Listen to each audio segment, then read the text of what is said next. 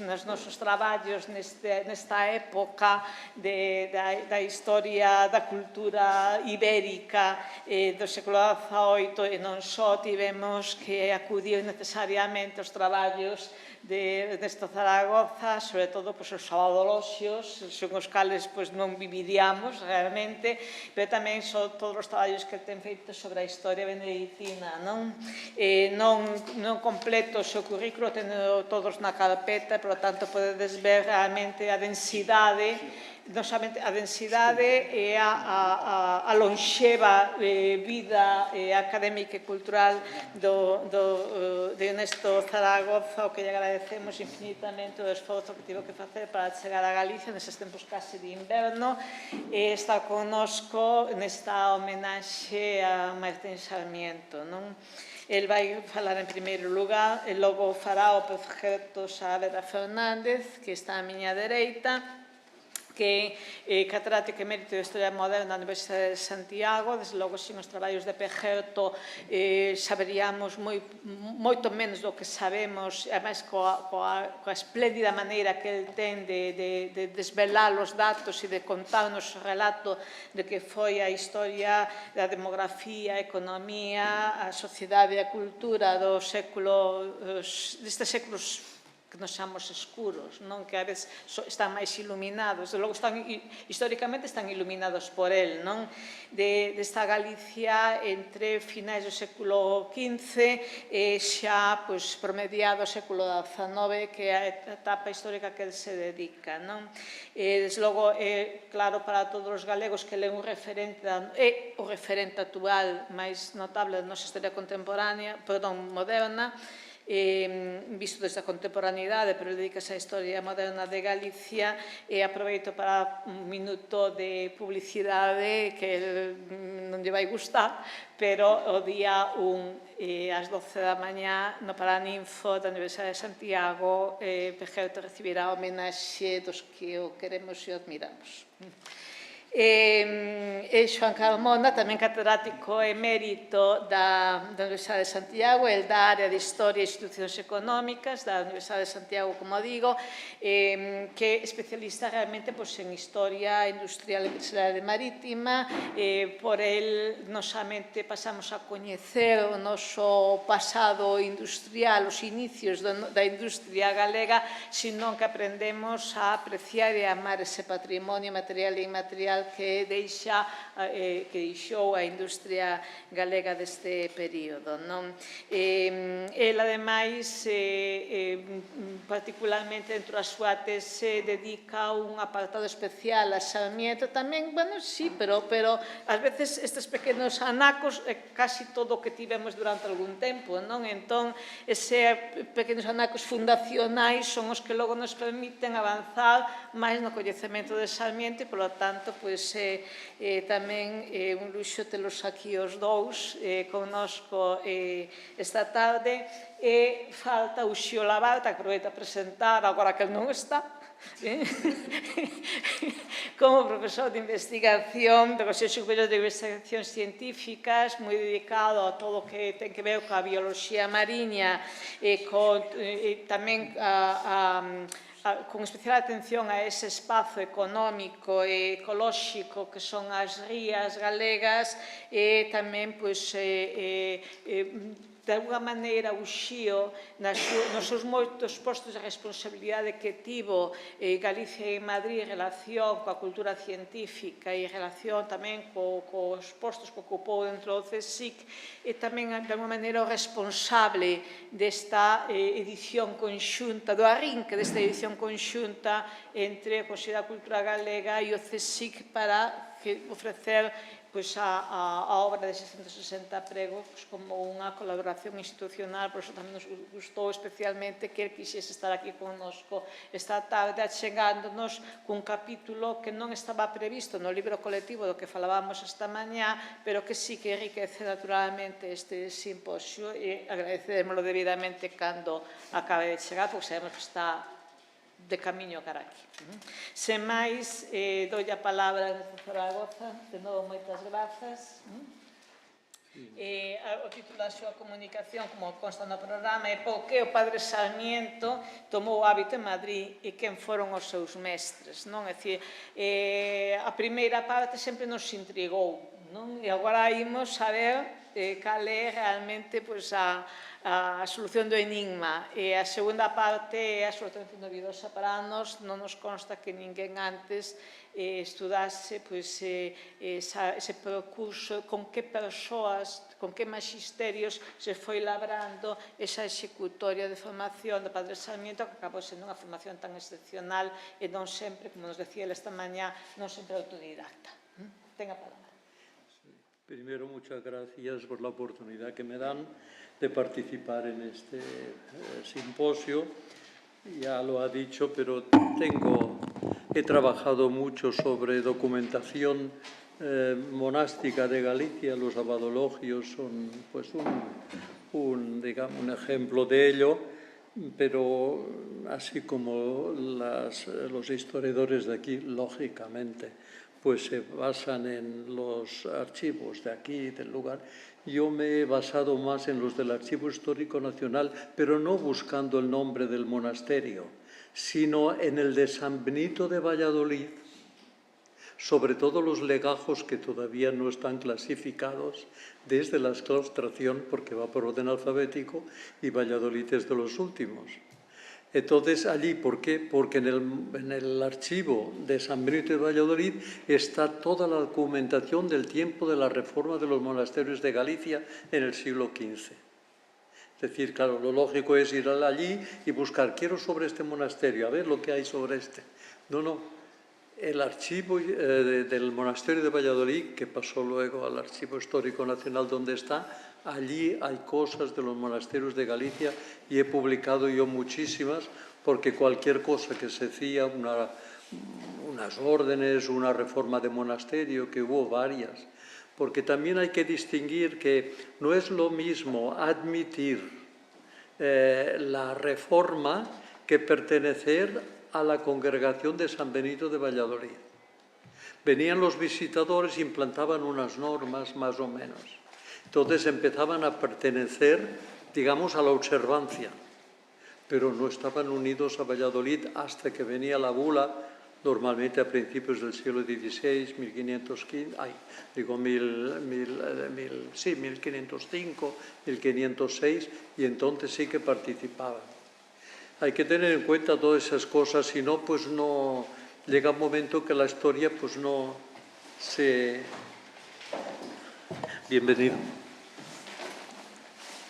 Entonces, sobre el Padre Sarmiento, que yo no descubro nada de este mundo, se ha escrito, perdonen porque hace menos de un mes que me operaron de los dos ojos de cataratas y solo llevo las gafas nuevas hace 4 días, justo. De manera que voy a ir haciendo lo que puedo.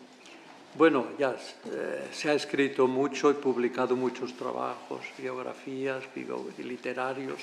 Su figura, saber, importancia no es para menos. Pero hasta ahora nadie se había preguntado por qué un gallego va a tomar el hábito benedictino en Madrid.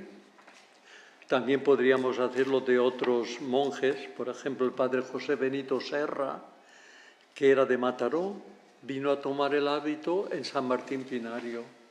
Después fue, desde la exclaustración, fue obispo y fundador de las Oblatas del Santísimo Redentor y está en proceso de beatificación. Pues es el mismo caso como San Martín Sarmiento, que yo pues lo indicaré. Y la cosa es muy sencilla de entender, y es que los nacionalismos no son cosas modernas. En el siglo XVII estaban en su máximo, digamos, vigencia. ¿Y qué pasaba? Pues pasaba que algunos monasterios parecían colonias de monjes de otro. El caso de Silos. Entró un gallego, le hicieron en su día abad y no dio más que hábitos a todos los de su familia y gallegos todos. De manera que parecía que Silos, que está en el corazón de Castilla, pues era una colonia de gallegos. Entonces, claro, a la hora de elegir abad, como el voto de cada monje cuenta, los gallegos elegían el que quisieran. Y quien dice gallegos, en Cataluña dicen, por ejemplo, los castellanos. En vez de, eran más los de Castilla que de la provincia la provincia, de la antigua corona de Aragón, Valencia, Aragón y Cataluña. Y esto fue, bueno, para evitar estos problemas, creo que los que iniciaron la iniciativa, no sé, esto debe ser verlo mejor quizá, fueron los cistercienses, pero los benedictinos se apuntaron enseguida. Se apuntaron enseguida, ¿por qué? Pues porque querían que los cargos pues fueran equitativamente repartidos entre todos los monjes. Para eso, en el año 1660 y algo, es que la memoria es una facultad que olvida, 1668 me parece que era, entonces dividieron la congregación en 3 partidos, nosotros llamaríamos provincias. Y los partidos eran Galicia, que siempre fue partido absoluto, sin ningún añadido de asturianos o castellanos, otro siempre fue, siempre. Entonces, en 3 partidos, uno se llamaba Galicia, que era el primero, el segundo era de Campos, ya se cogía Zamora, etcétera, etcétera, y después el otro era riojanos, por lo tanto, San Millán de la Cogolla, Valvanera, Nájera, etcétera.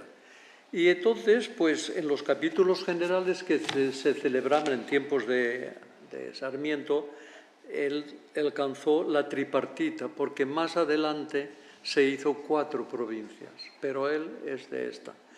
La tripartita, entonces, ¿qué pasaba? Que en los capítulos generales que se celebraban cada 4 años, se elegía un general de la provincia turnante y con él todos los abades de toda la congregación y cada monasterio, todos los principales cargos, mayordomo, maestro de novicios, etcétera, habían de ser todos de aquella provincia. De lo cual se queja muchas veces, comenzando por el padre Feijóo, que tiene una carta que publicaron el año pasado muy bien, pues que dice pues que esto no, que hay que dar a las personas que tengan más competencia, que parece lo más razonable. Porque lo cierto es que yo que hice en 6 volúmenes la historia de los abades generales, algunos, si no llega a ser por esa distribución, nunca hubieran llegado a ser. Por eso esto es un poco delicado, pero bueno, ha existido siempre. Entonces, ¿qué hacía? Los hábitos no se podían dar si primero no informaba el monasterio donde iba a entrar al superior general. Y sin la aprobación del consejo del monasterio, el superior general no daba el permiso para que pudieran ser admitidos. También hay que tener en cuenta, no sé, es que hoy he hablado con otra persona, no sé si me voy a repetir, que los benedictinos eran como de alta alcurnia. No podía entrar cualquiera que estuviera trabajando en el campo, porque en ese caso no renunciaba a nada, le tocaba la lotería para toda su vida. Porque el nivel, ya no solamente de vivencia, sino intelectual, que tenían por eso no querían los legos. Los legos eran solamente para cosas concretas, un boticario, incluso un organista, aunque fuera ciego, que hay casos. Ciego, pues sí, otro, un cocinero, porque lo que sea, un encuadernador, algo especial. Si no, no. Preferían servirse de seglares, porque si no servían bien los despedían, como los obreros. Les pagaban, pero si no, pues era entonces el costumbre. También hay cosas que en los claustrales, aquí hubo claustrales antes que observantes. ¿Cómo se resistieron tanto los claustrales a admitir la observancia? Pues muy fácil, por una regla que todavía vige. Nadie está obligado a vivir de diferente manera que ha prometido al profesar. Y los que antes eran los claustrales eran estilo pues de Cluny, que era especialmente era porque las rentas del monasterio estaban repartidas en cada uno de los cargos que tenían, sacristán, prior, abad, etc. Los observantes eran centralistas, no tenían más que un mayordomo para todas las rentas del monasterio. Entonces, claro, nadie quería dejar la llave y el duro, como dicen en Cataluña, son las dos cosas. Y por eso hubo tanta dificultad en admitir. Los reformadores primero lo que hicieron es dar unas normas generales para que pudiera, porque es que hay unas visitas imposibles. La visita que hicieron en 1512, la publiqué en Portugal, pues van pasando los visitadores y dicen al rey, accedimos al monasterio de Rendufe. Había solamente 4 monjes, los 4 amancebados y con hijos. Esto bajaba más abajo, lo mismo, accedimos al monasterio, de memoria no me acuerdo, dice, eran 4 monjes, eran tan pobres que para comer tenían que salir a pescar y a cazar. También en Porto estaban los que estudiaban y ellos mismos dicen, a la capa de estudiar, porque los estudiantes estaban libres de atender el oficio divino de mañana y noche, a la capa de estudiar, dice, ni estudiaban ni rezaban. Les indicamos algunas cosas, dicen los visitadores, pero se reían de nosotros, ¿sabes? De manera que antes de la observancia estuvo la claustralidad. ¿Era necesaria la reforma? Sí, pero por ese hecho de que nadie está obligado a observar algo que no ha prometido en su profesión, pues había estas dificultades y cosas. Estas 3 provincias eran importantes porque pasaba que se daban los hábitos, lo dice el padre general, dice, porque quien le recibía el hábito era de la patria del que le daba, o por favores de seglares, porque claro, no era fácil entrar a los monasterios.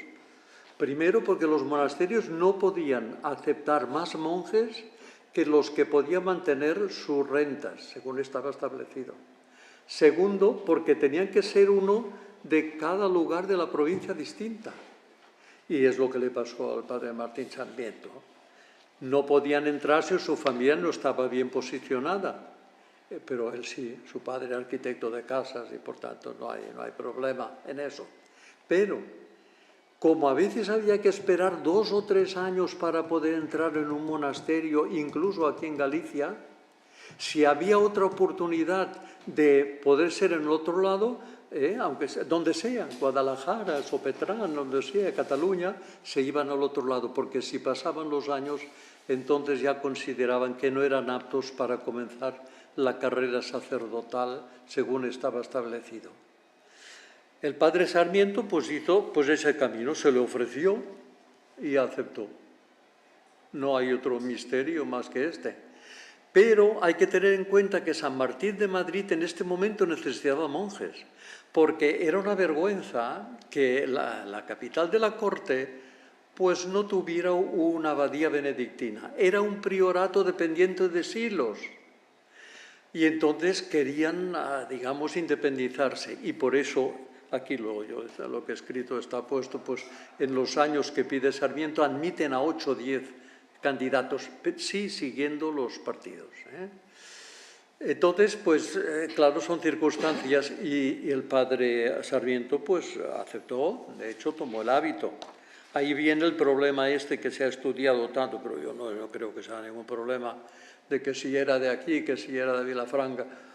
El libro, que lo miré yo la primera vez que lo descubrí en la Biblioteca Nacional de Madrid, que es el del Consejo del Monasterio del Tiempo, aparece el momento en que llega Sarmiento. Y allí dice que es natural de San Juan de Cerdedo, digo bien, sí.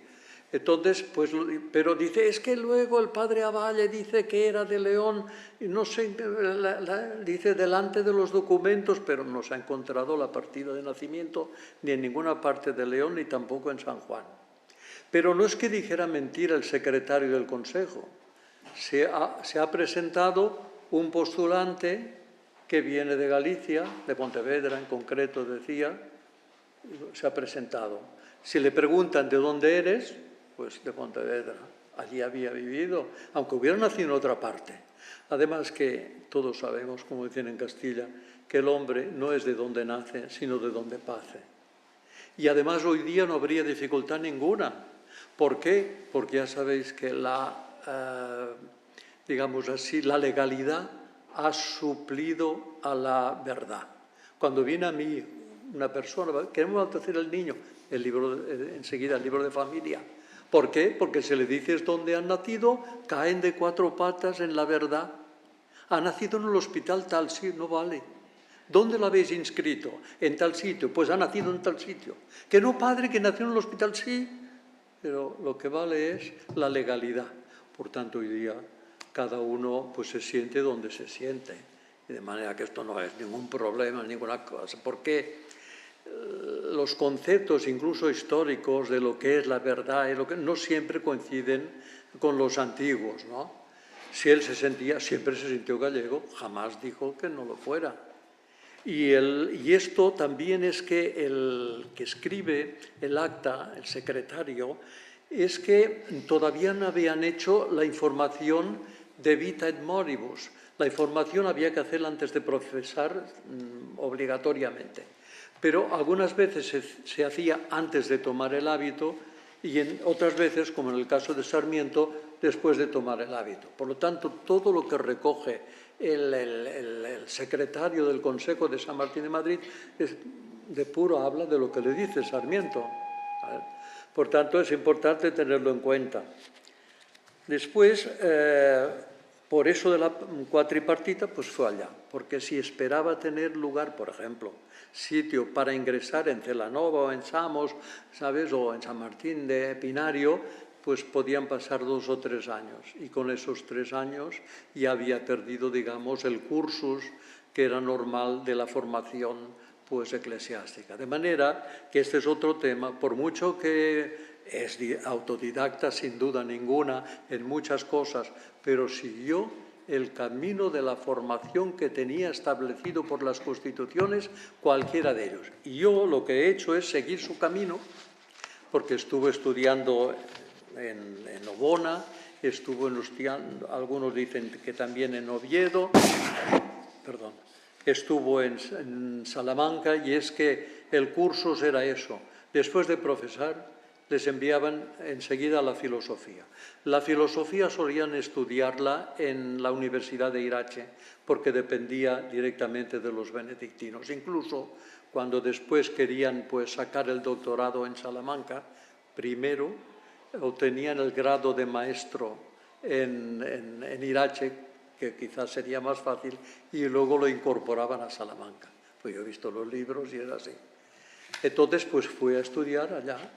Y después allá, entonces he notado, no lo voy a decir ahora porque ya saldrá publicado, quiénes fueron sus maestros de filosofía en Irache, de teología en Obona, en Oviedo, en Salamanca.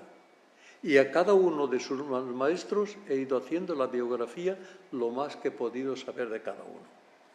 De manera que es importante dispensar porque la vista la tengo fatal. Entonces, el padre Sarmiento,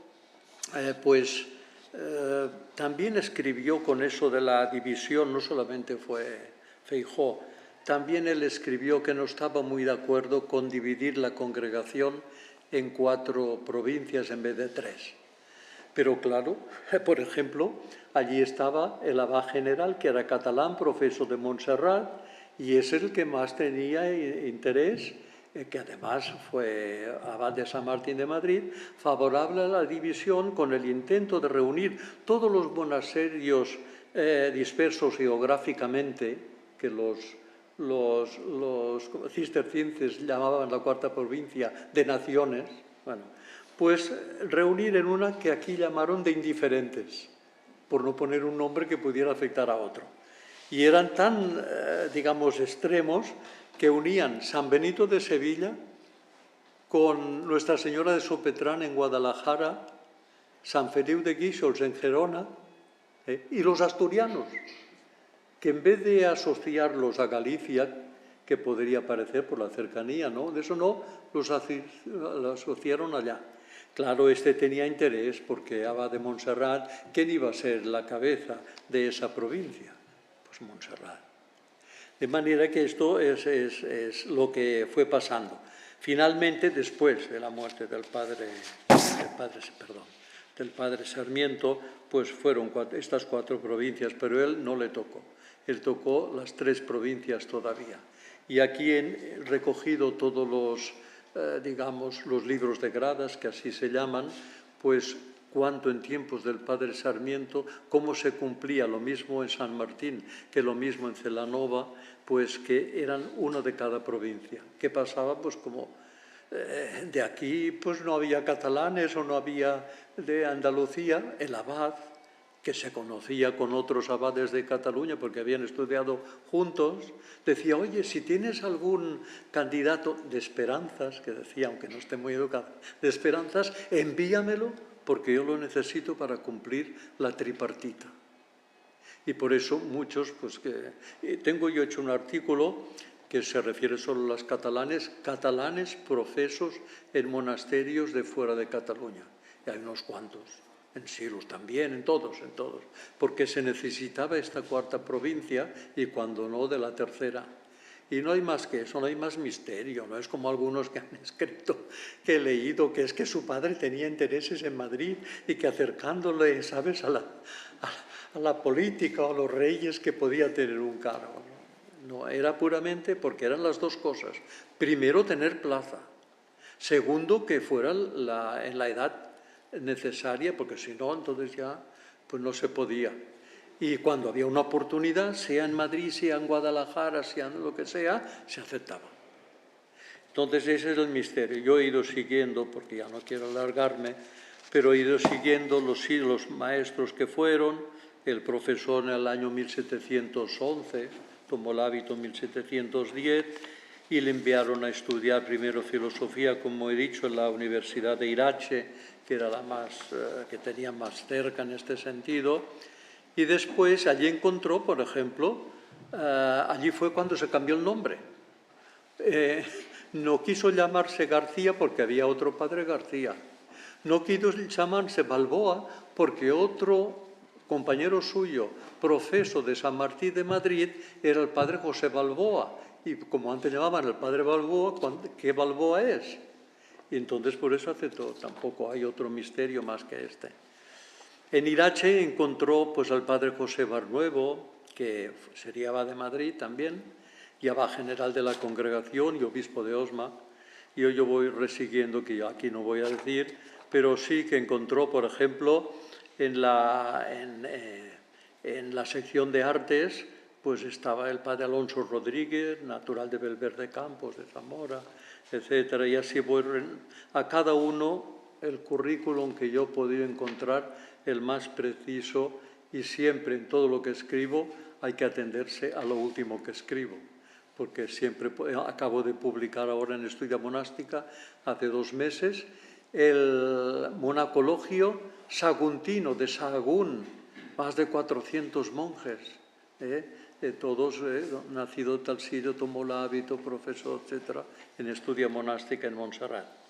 El año último de filosofía, el padre Sarmiento, en Irache siempre, tuvo al padre Juan de Arellano, al padre Plácido del Castillo, que era de Álava, profesor de Oña, y en fin, y tuvo también como maestro de estudiantes a Juan de Villamarín, natural de Piñor, en Orense, si no me equivoco, y profesor de Celanova, que había sido también pasante de Celorio, lector de Obona, compañero suyo en Irache, etc.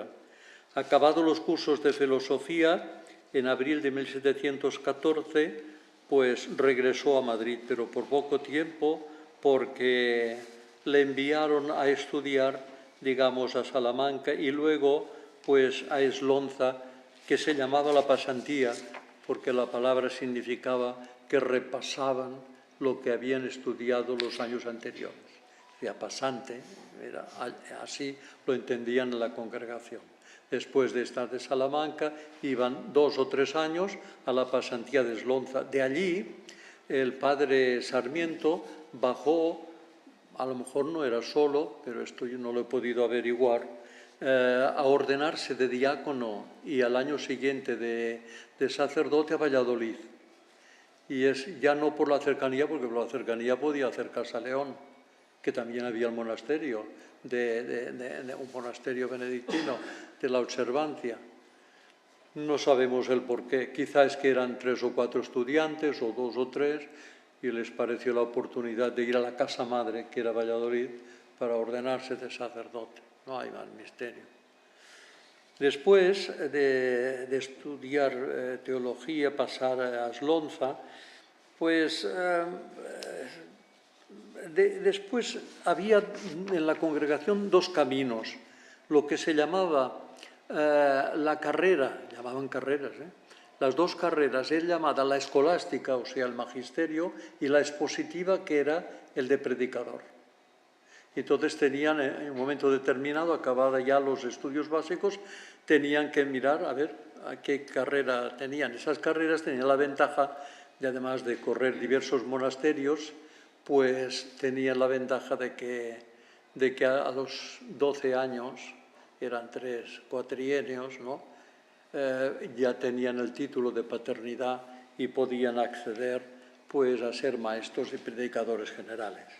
Y aquí me paro porque si no, pues hay mucho que decir, pero a veces las cosas no son tan complicadas como parece, ni raras ni extrañas, sino sencillamente hay una legislación y cada abad, por obligación, tiene que atender a eso. Después ya cada uno, pues lo que quiere. Seguramente que le pasó esto a Sarmiento, que había posibilidad. Y aceptó. Y allí vivió y murió. Muchas gracias.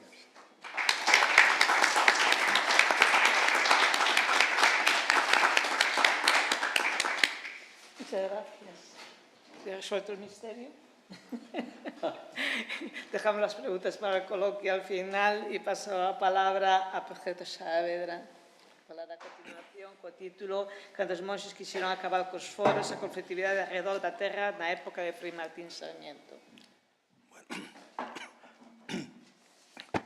Pois, boas tardes. Bueno, agradezo ao Consello de Cultura e a súa presidenta que me convidasen a participar nesta actividade, neste congreso, o simposio. Tamén agradezo a súa agarimosa e excesiva presentación que fixo de min, na que pesa máis a amistade que os meus méritos.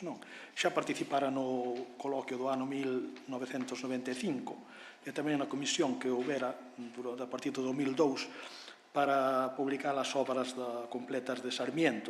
Polo menos agora, hoxe, presentaránse os tomos da obra de 660 pliegos, que é, creo que vamos, un acontecemento. Eu vou falar, como estaba anunciado no título, sobre os problemas que tuveron os monxes cas terras durante a época durante a vida do padre Sarmiento, un debate no que ele interviu con moita paixón, e con bastantes razóns, inda que outras quizá non estaban de parte del. Simplificando, eu penso que se pode dicir de Sarmiento que tiña 2 paixóns. Digo simplificando porque é un personaxe complexo, como xa se encargou de destacar esta mañá na súa magnífica intervención o profesor Álvarez de Barrientos. Estas 2 paixóns eran, por unha parte, a religión benedictina e, por outra parte, Galicia, que van, en moitos casos, unidas. Pero creo que xa na propia lápida que deseñou Felipe de Castro queda un pouco de manifesto isto, cando dice Martinus Sarmiento Galaicos, e logo Mónacos, Benedictine Congregationes. Entón, e logo nas composicións que aparecen na oración fúnebre, tamén citadas polo profesor Álvarez de Barrientos, varias delas refírense á súa condición de galego, Solomón gallego e outros adxetivos que se lle prodigan. E na obra de 660 pliegos queda tamén de manifesto estas paixóns. Como é sabido, comeza a escribila pola cuestión dos foros, inda que despois vai derivando hacia outros asuntos, a veces aparentemente moi distantes, a veces para el non estaban tan distantes, e outros asuntos que, en certos casos, el mesmo reconoce que son tratados sen método, ou con escaso método, pero o copista da colección de Medina Sidonia, da copia de Medina Sidonia, pois destaca isto, non? Dice, con motivo de haberse esparcido un memorial a nombre de las ciudades del Reino de Galicia, apoyado de unos informes de ciertos abogados de La Coruña, publicando era la causa de la pobreza de Galicia, querer los monjes benedictinos y bernardos de aquel reino recobrar las tierras de sus monasterios que tienen dadas a foro para volverlas a dar en arrendamiento o nuevo foro a puros labradores, como en su principio se había acostumbrado, tomó la pluma el sabio autor desta obra, etc., para desvanecer, non? Más ou menos,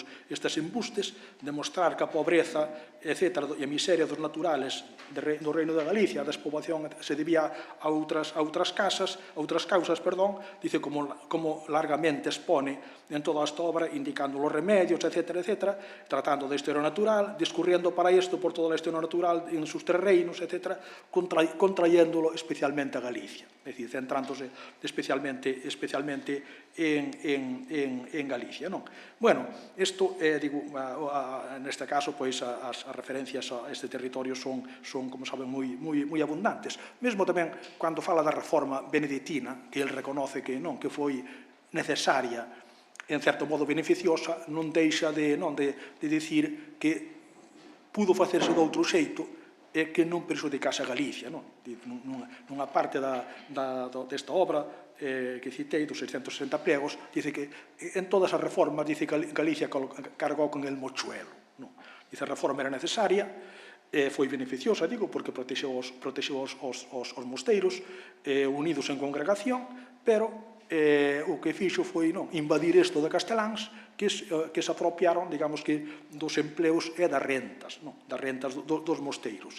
E máis adiante volve a insistir con palabras máis duras nesta cuestión. Dice que Galicia foi, digamos que, invadida polos casteláns sin que os galegos tivesen unha contrapartida. Probablemente exaxera, pero, digo, tiña este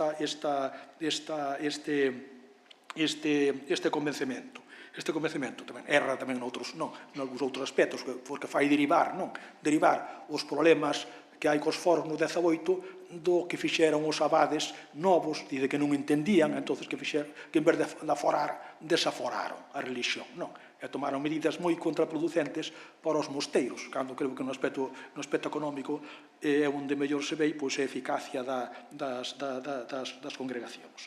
Bueno, en todo caso, cales son as razóns polas que se agudiza a conflictividade foral na época de Sarmiento, especialmente a mediados do século XVIII? Pois son varias, algunhas xa conocidas.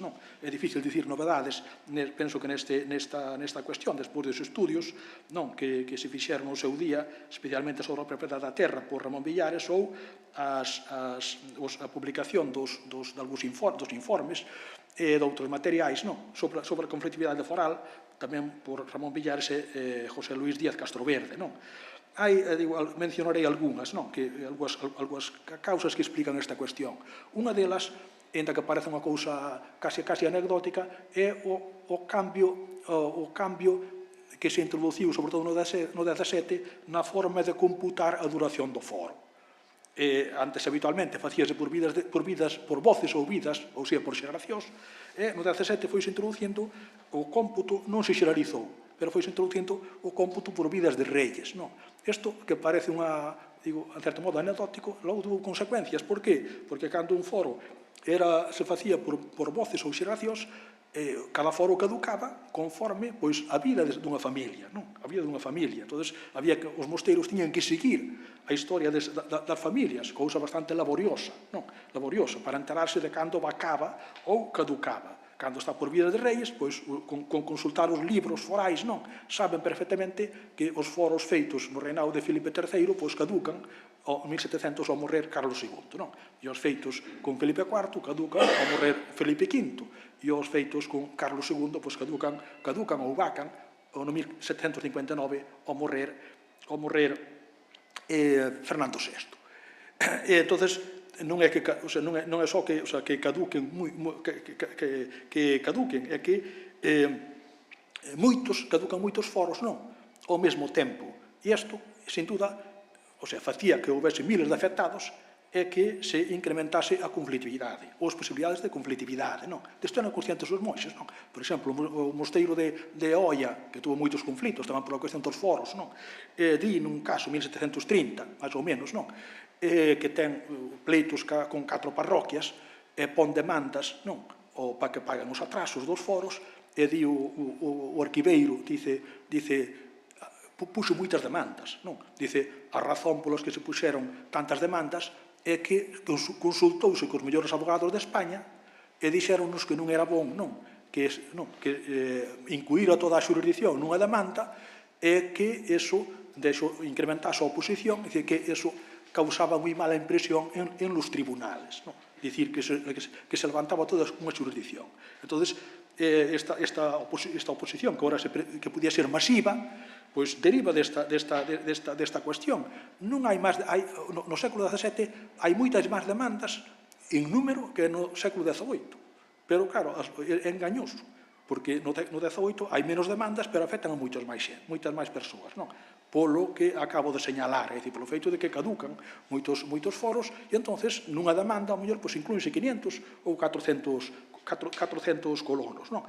Había outro factor, non? Que tamén influía en que nas demandas aparecesen cada vez máis implicados, e é que, con independencia do que dixese as escrituras de foro, as terras dividíanse a cada xeración, hipotecábanse, vendíanse, entonces o foro feito a unha familia ou unha parella no 1600, no 1700 ou 1750, pois tiña as terras repartidas ao mellor entre 20 ou 40, de modo que a veces por un ferrado, non? Pois hai unha demanda, non? Unha persona por un ferrado vese implicada nesto. A terra estaba totalmente esfarelada, non?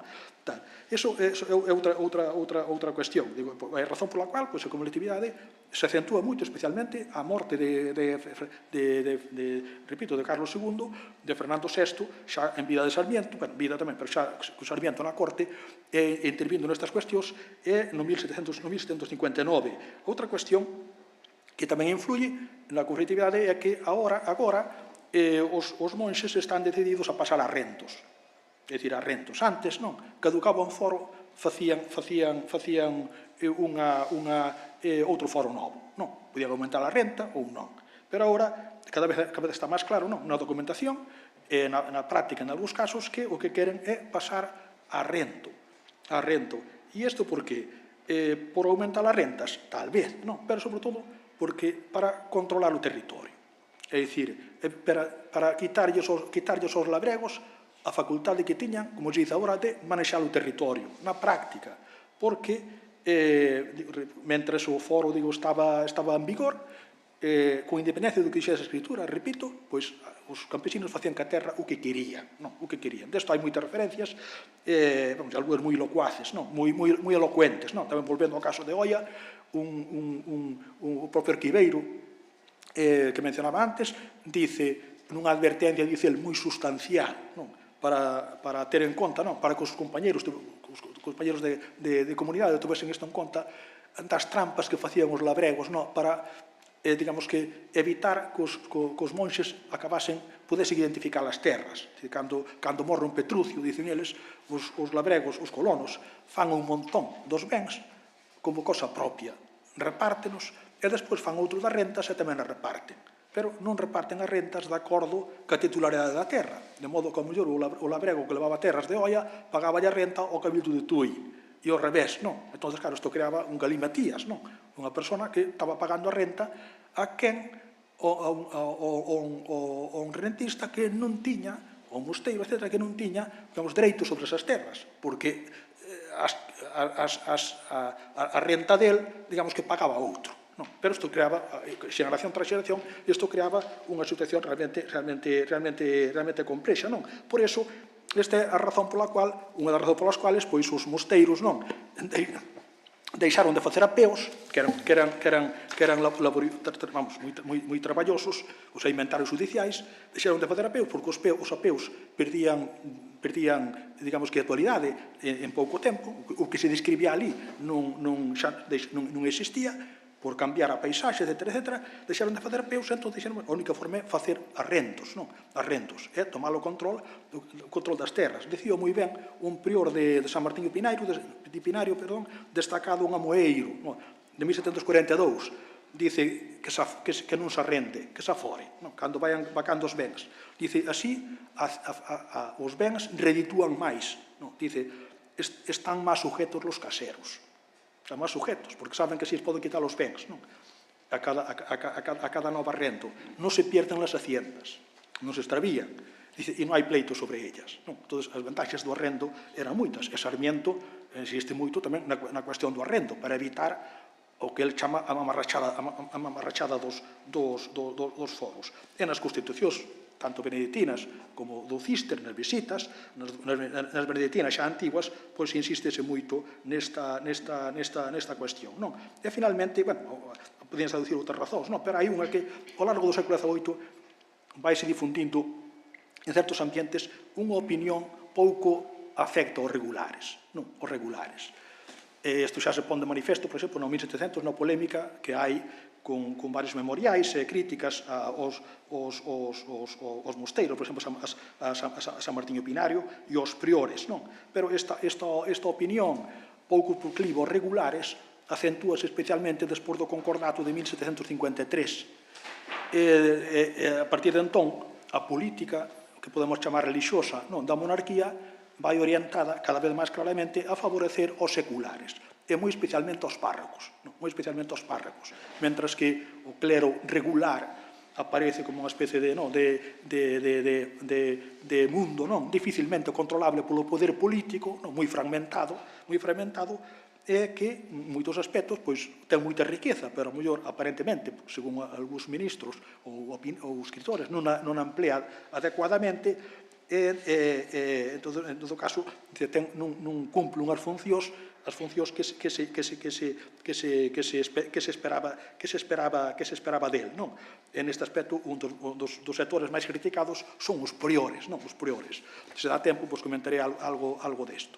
A polémica agrávase, a conflictividade agrávase a partir da morte de Carlos III, en 1769-70, que viña de atrás. De feito, xa no 1700 aparecen algúns antecedentes que se van a repetir agora nos informes, pero, sobre todo, os informes do Colexio de Abogados da Coruña, da Real Audiencia, que son dous: o informe da Real Audiencia, das Xuntas do Reino, o informe das congregacións. Estes están publicados, como dicía antes, por Ramón Villares e José Luis Díaz Castroverde. Concretamente, Sarmiento menciona sobre todo o do Colexio de Abogados e o do Reino, institucións ás que descalifica por falta de representatividade, dice que son 5 abogados, en algúns máis, que eran 7, para falar de representación do Colexio de Abogados da Coruña, ou que son 7 procuradores de cidades para falar en nome do reino. Para ir as xuntas do reino non representan o reino. Dice, hai que convocar os concellos. As xuntas do reino van funcionando 2 séculos, sin ser cuestionadas, desde mediados do século XVII, como voz de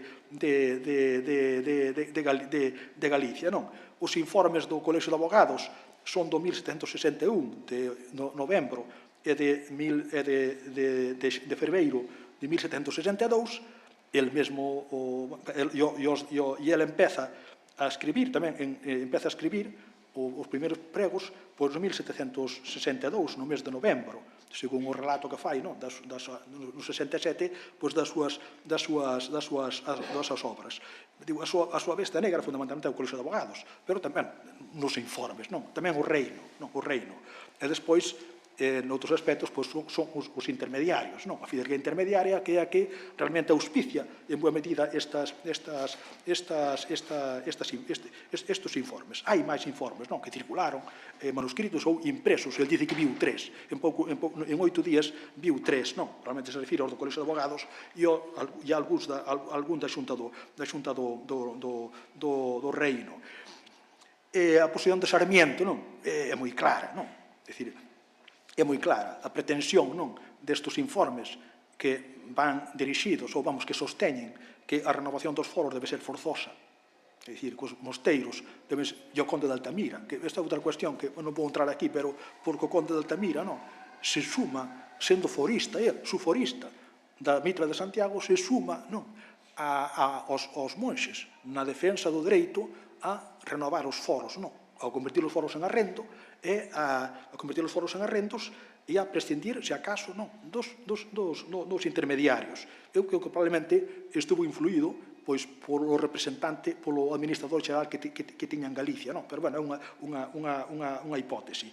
Os informes, digo, especialmente do Colexio de Abogados, era o primeiro favorable á renovación forzosa, ainda que o tono era un pouco, ben, en algúns aspectos non tanto ambiguo, ou incluso un pouco incoherente, non? Porque por un lado dicía, non, que os monxes, pois non, querían desahuciar, non? Vamos, querían facer arrendos ou recuperar as terras pois para facer casas de recreo ou para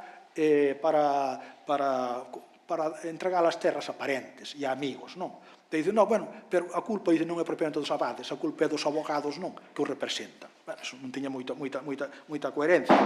No segundo informe é máis contundente, especialmente cos priores, non? Cos priores, é dicir, aqueles monxes que estaban destacados nas administracións periféricas. Dice, non, é que os abades prometeronllos aos priores, non?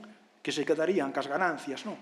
Cas ganancias ou cos aumentos de renta que conseguisen durante o seu exercicio, durante 4 anos, non? É difícil que se produciese isto porque iba contra as propias normas, non? Xa, que un monxe, teóricamente, non debía ter bens propios. E a sustiña debía entregalos á comunidade ao morrer, e formaban parte do espolio. Pero, digo, a Sarmiento, esta pretensión dos informes, dos abogados da Coruña, do Reino, non? Do capitán xeneral, a audiencia era máis ben próxima, unha parte da audiencia, da Real Audiencia era máis ben próxima á posición dos monxes, non? Máis ben próxima. Dicir, que a práctica era, non, cos foros e o vacar, pois, fosen, non, recuperados, as terras fosen recuperadas polos mosteiros, que se fixesen, que pagasen, non, as melloras, os perfectos, non, das terras, e logo que tuvesen o dereito de tanteo no caso de que se volvesen a aforar. É dicir, pola mesma renta, poderían recuperar esos bens. É unha posición moderada a da Real Audiencia. Digo, próxima, ou moito máis próxima, lógicamente, que insistía no que era a práctica, a práctica da audiencia. Pero Sarmiento, o contido destes informes, salvo da audiencia, repito, que probablemente non o cito ou non o conoceu, é que están pedindo unha confiscación. Unha confiscación. É dicir, é unha cousa, dice el, monstruosa e disparatada. Esta pretensión, o que queren é facer os bens, convertir os bens dos mosteiros en bens mostrencos. É dicir, en bens que non teñen dono. Non. Entón, é unha confiscación. Dice, non aforra calificativos, non? Dice, falsos testimonios garrafales, non? Nestes memoriales, calumnias atroces, imposturas increíbles, fanatismo desaforado, non? Pero, bueno, ten moitos máis calificativos, non? Como non van a poder, dice el, non? Recuperar os bens que son deles, non? O rematado o foro. Dice, bens que lles pertenecen por dereito divino, natural, legal, real, pontificio, e de posesión de máis de 1000 anos, non? Porque el fai primeiro, pois fai un pouco unha historia, non? De como os monxes, non? Pois se fixeron cos patrimonios, non? Dice que el aquí, neste caso, o dereito importalle pouco, o dereito dos comentaristas, etc. Dice que os comentaristas sobran. Dice o que importa son os informes de historiadores e anticuarios, non? O que hai que, os pleitos hai que ventilalo por esta vía. É dicir, estudiando a orixe dos patrimonios e o dereito que eles teñen insiste moito, repito, na antigüedade, no feito de cos mosteiros, pois amansaron moitas terras, dice os mosteiros, o único que expulsaron das terras foron animales salvaxes, desde serpes, pois hasta osos e lobos, etc. É o único que había cando eles ocuparon as terras. Neste aspecto non deixa de mostrar unha certa crítica con respecto aos mendicantes, non? Dice, os beneditinos, dice, fuxindo da xente, fóronse para o monte.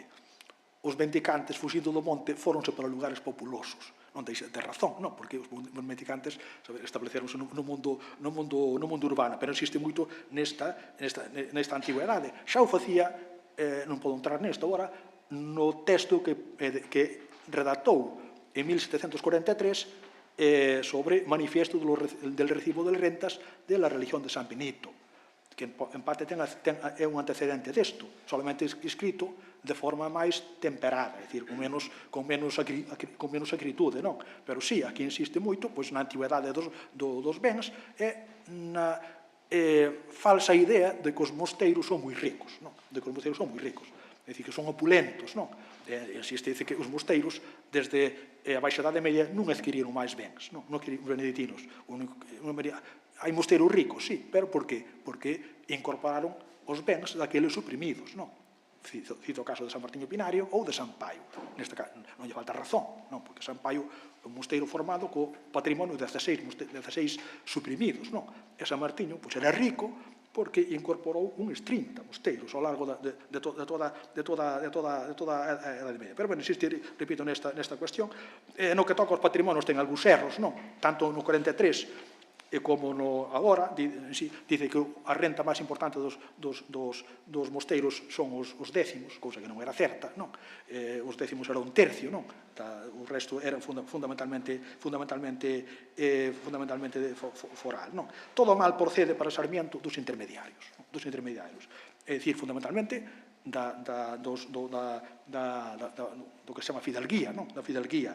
Neste grupo inclui tamén os abogados da Coruña. Iso é o que causa a miseria, non? Da xente. Un campesino, non? Paga 20 e deses 20 o mosteiro van 4 e o resto vai, non? A estos caciques, parafustáns, zánganos, e outros calificativos, non? Que el utiliza, non? Pero a insistencia neste aspecto, non? Pois é moi tal, non? Dice, soy testigo de vista de la miseria de los dichos gallegos, porque claro, os memoriales, non? Dos colexios de abogados e do reino insistía moito en que a miseria dos colonos era debida á política foral dos mosteiros, non? Que os expulsaba da terra, que lle subía rentas, etc. E ele dice que soy testigo, non? De vista de que la miseria de los dichos gallegos es mucho mayor que la que se pinta en dicho memorial. Averigué por mí mismo las causas de ella, y todo consiste en que entre el labrador y el directo dominio se mete una rastra de chamarilleros que todos quieran comer y triunfar a costa del sudor del pobre.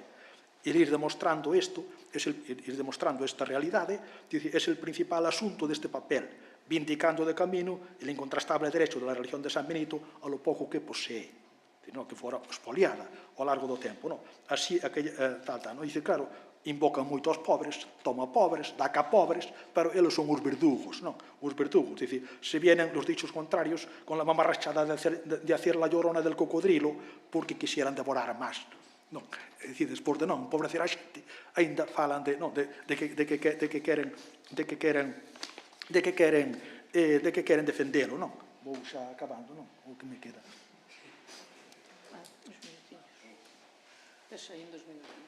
Bueno, entonces, estos intermediarios, nalgúas cousas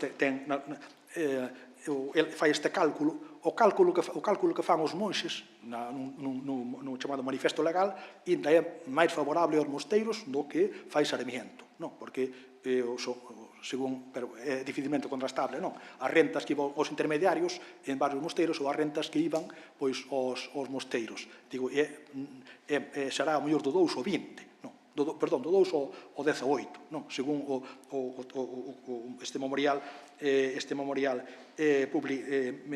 publicado. Pero, digo, é dificilmente contrastable.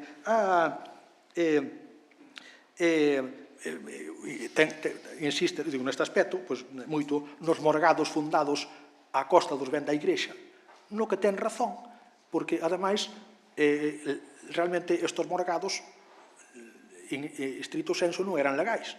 O morgado fúndase para sempre jamás, como se dicía entonces, non? hasta o fin do mundo, se esperaba, non? Mentras que os bens forais tiñan unha caducidade. En consecuencia, se metían nun morgado, chegaría un momento en que terían que salir. Entonces isto era contradictorio que a propia natureza dos morgados. Pero facíase así, e hai moitos casos, e reconóceno os propios autores de informes e a propia audiencia, non? Repito que para o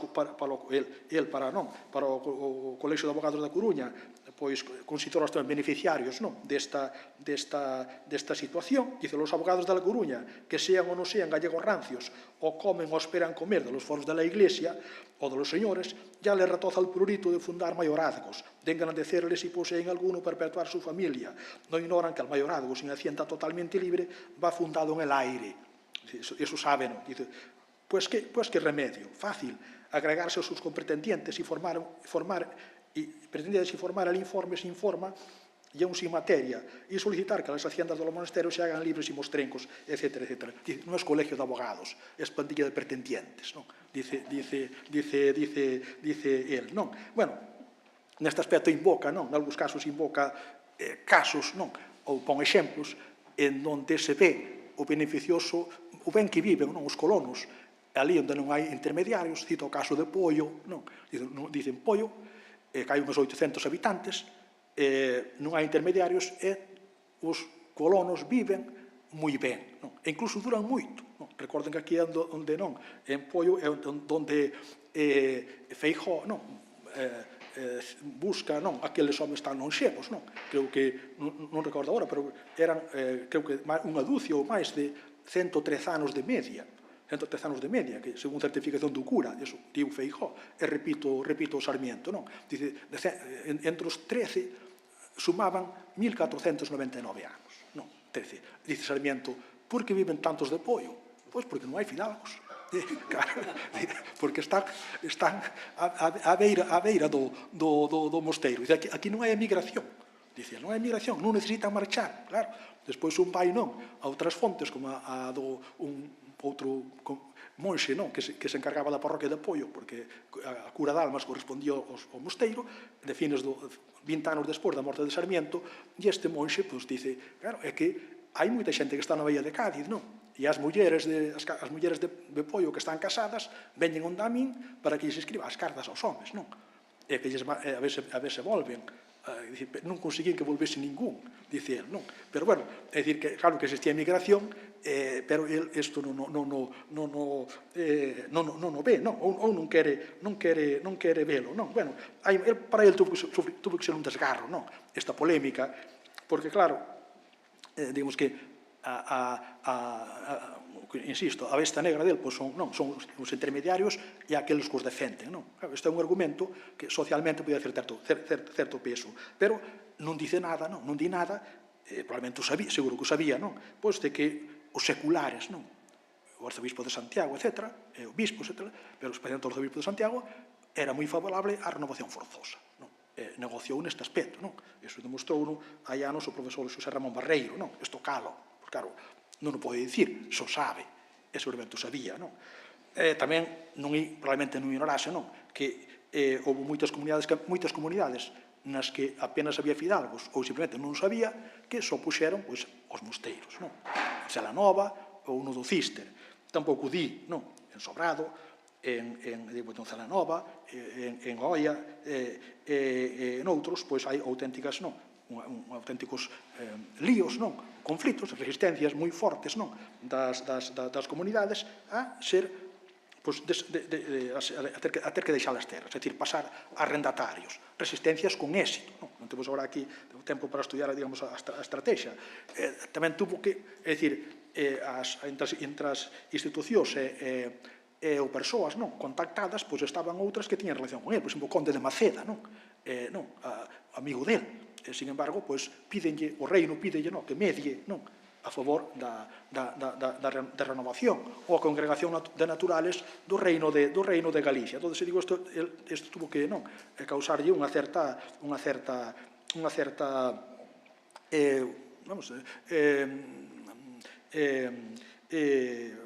problemas, non? Digamos que de tipo personal. Bueno, Sarmiento tiña razón legal, porque os foros eran temporais e hasta ese momento non. Unha vez que caducan, que vacan, non? Pois a práctica era que retornasen o directo dominio e que o directo dominio fixese foros ou arrendos, non? Se acaso pagando, non? Repito, os perfectos, etc. Isto aparentemente era mecánico, na práctica era bastante máis complexo, non? Unha cousa era, non? Que a audiencia autorizase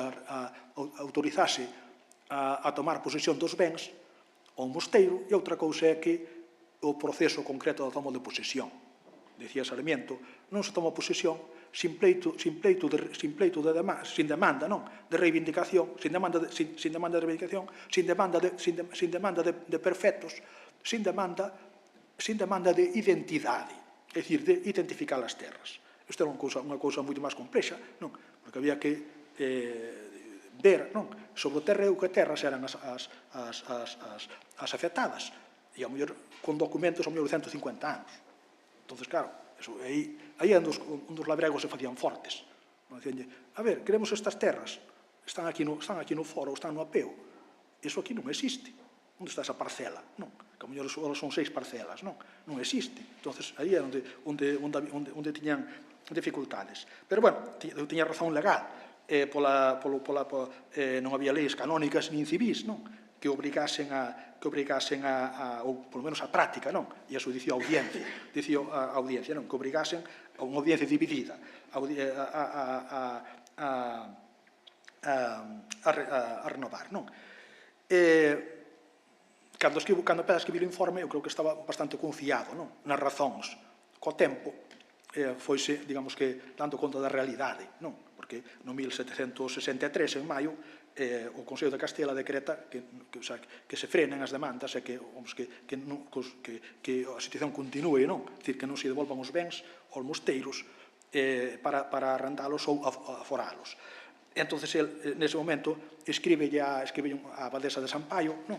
Unha carta publicada no epistolario, e antes, non? Dicelle a abadesa que as cousas andan mal, pero non se escandalice que cousas máis monstruosas hamos de ver, non? Cousas máis monstruosas veremos, non? Dice, pero, bueno, a religión de San Benito non vai morrer, porque ten 1000 anos, non? Dice, van morrer, non? Desaparecer os que agora, non? Digamos que triunfan, pero a religión de San Benito, protexida por Deus e protexida polo patriarca fundador, non vai morrer, non? E ainda volve un pouco sobre a cuestión no 1767, non? Cando lle escriba a Campomanes, non? E media, dicía a petición, e con isto remato, a petición dos, dice el, de padres condecorados, é dicir, de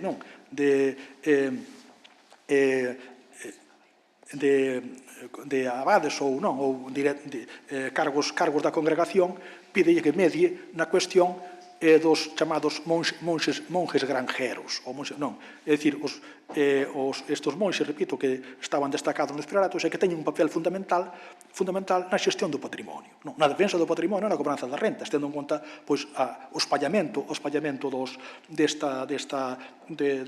bens. Recordo, por exemplo, Oseira tiña, por exemplo, 24 priores, é dicir, se prescinde deles, eso fai moi difícil a xestión.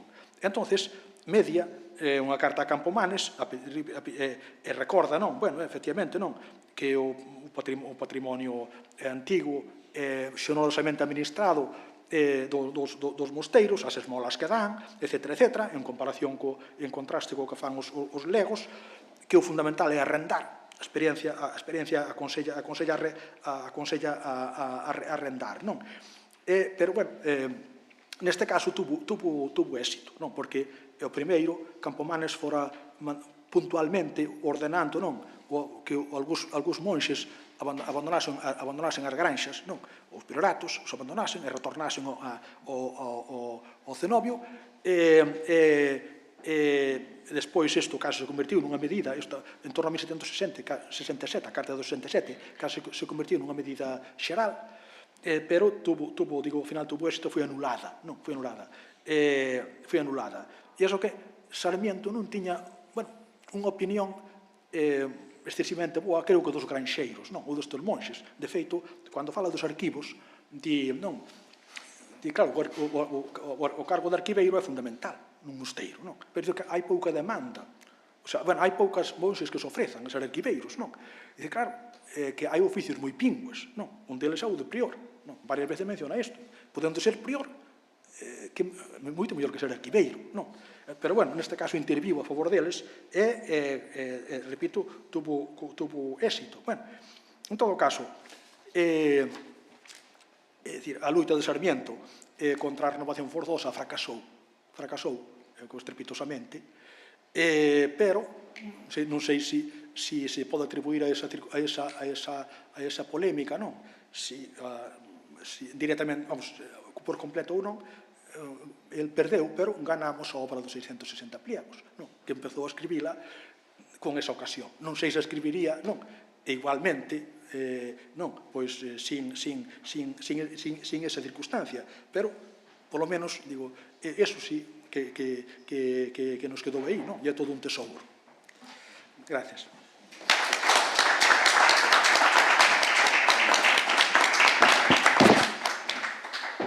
Damos a palabra logo a Xan Carmona, co título Ideas económicas sobre a industria en Galicia.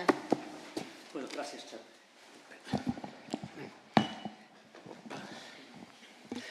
Grazas, Charo. Moi agradecido ao Consello da Cultura Galega e a coordinación desta xuntanza por convidarme aquí. O primeiro de todo, realmente dar os parabéns, porque esta cosa que celebramos hoxe, a súa publicación, non é unha cousa calquera, francamente.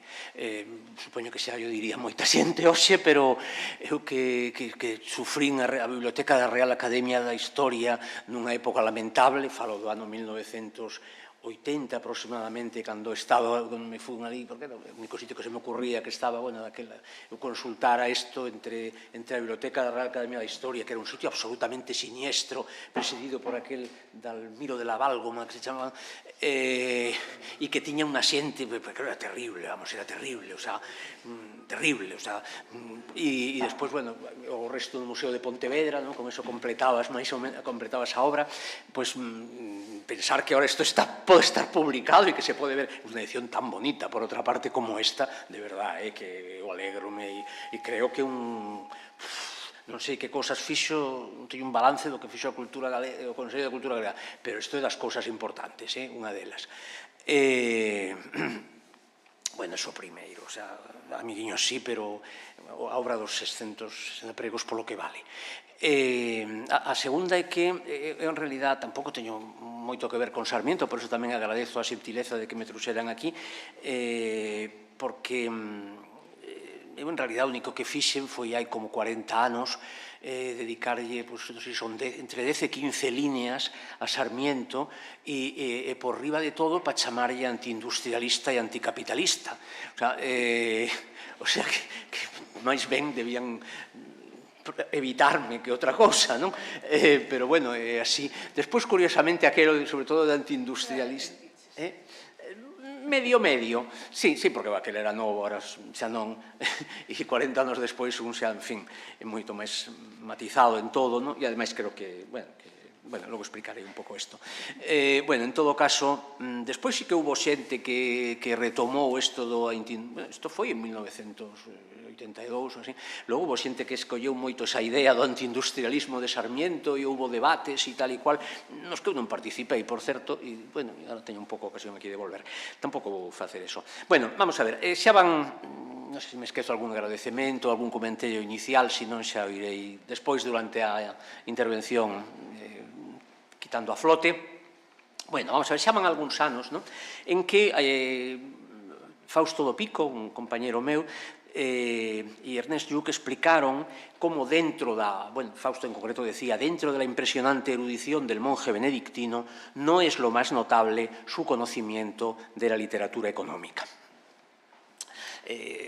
E nun intre máis recente, ben máis recente, nunha tese do ano 2015, unha investigadora, Rocío Ameneiros, que creo que tamén, a parte da tese, dirixida por Concha Uroltan, e despois en algún sitio contigo tamén o di, pon en evidencia o peso reducido que na biblioteca do Pai Sarmiento tiña a literatura económica. Según contabilicemos, en torno a 1%, pero non economía, sino política, economía e comercio. O sea, realmente un peso moi baixo. É certo que entre eses libros estaba Ustariz, estaba Savary, estaba Vauban, o sea, había cosas importantes, pero era pouca cousa, en términos relativos.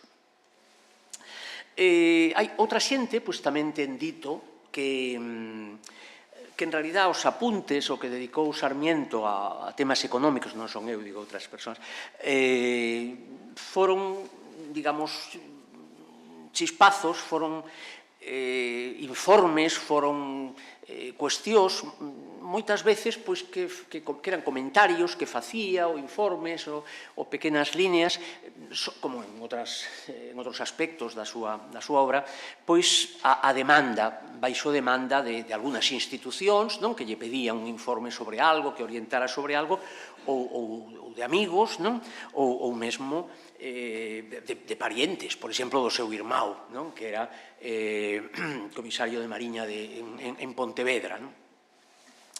E outros temas era porque el tiña interese, como o caso, por exemplo, da industria popular normal en unha persona moi virada cara a Galicia e en un momento no que escribe onde a industria rural, ou a denominada industria popular, é moi potente en Galicia e, ademais, ten un peso, en términos relativos, superior ao conxunto do país. Entón, neste senso, o seu pensamento económico sería non tanto un pensamento sistemático de escola, sino máis ben un conxunto de ideas, de opinións sobre temas agrarios, nos que non entrarei eu, comerciais, pesqueiros, industriais, etcétera, etcétera, todo o que tería que ver con economía. Ora ben, o primeiro, para entender un pouco de que iba o Pai Sarmiento en estas cuestións, e vou falar comercio e industria, non entro en agricultura, que non se me ocurre estando a carón de Pejerto, é situar, contextualizar a Sarmiento. Creo que iso é o primeiro, para non pedirlle cousas que os xóvenes ás veces piden, ou pedíamos, e ao mellor pedíamos demais. Hai un autor que, hai diversas periodizacións do pensamento económico español no século XVIII, na época da Ilustración, grosso modo, algunhas moi pormenorizadas, outras menos. Eu vou coller unha que é simple, que é sencilla, por exemplo, hai outras, por exemplo, a de Cervera Peris, é máis, quizás este mellor, máis recente, pero máis complicada. A de Vicent Llombart, por exemplo, é moi sencilla, moi simple. Entón, Llombart distingue tres fases na evolución do pensamento económico español da Ilustración. Unha primeira sería entre 1730 e 1760. Entón, esta época é unha época, digamos, unha época previa a eclosión xa do pensamento, do primeiro pensamento económico español, e estaría, son varios os autores, pero unha época que, de escoller unha obra, habería que focalizar na teórica e práctica de comercio e de marina de Jerónimo de Ustariz, unha obra publicada en 1724, pero apenas espallada, apenas coñecida por ninguén, ata a edición de 1742, e que Sarmiento coñece, el mesmo afirma, se hai tempo despois o leo incluso, na edición de 1757. Tamén está Miguel Zavala, está Bernardo Ulloa, etc. Mercantilismo tardío, por simplificar, e con a reserva de calquera crítica que se poda facer e calquera matización a isto. A seguinte etapa sería unha etapa de relativa pobreza, relativa só, pero relativa. A segunda etapa sería de 1760 a 1780, e aí sería un pouco a do comezo da economía política en España. O principal representante desa época sería Campomanes, evidentemente, tamén estarían Arrequiva, Romao, Lavide, Enrique Ramos, outra xente. E aquí nos vamos xa a unha maior preocupación por a agricultura, aínda que sin abandonar as preocupacións clásicas ou algunhas das preocupacións clásicas do mercantilismo tardío. A partir de 1780 entraríamos xa na época da recepción da economía política en España, a época de Jovellanos é a figura indiscutible e, en fin, que aquí xa non nos interesa porque nos queda un pouco fora de lugar.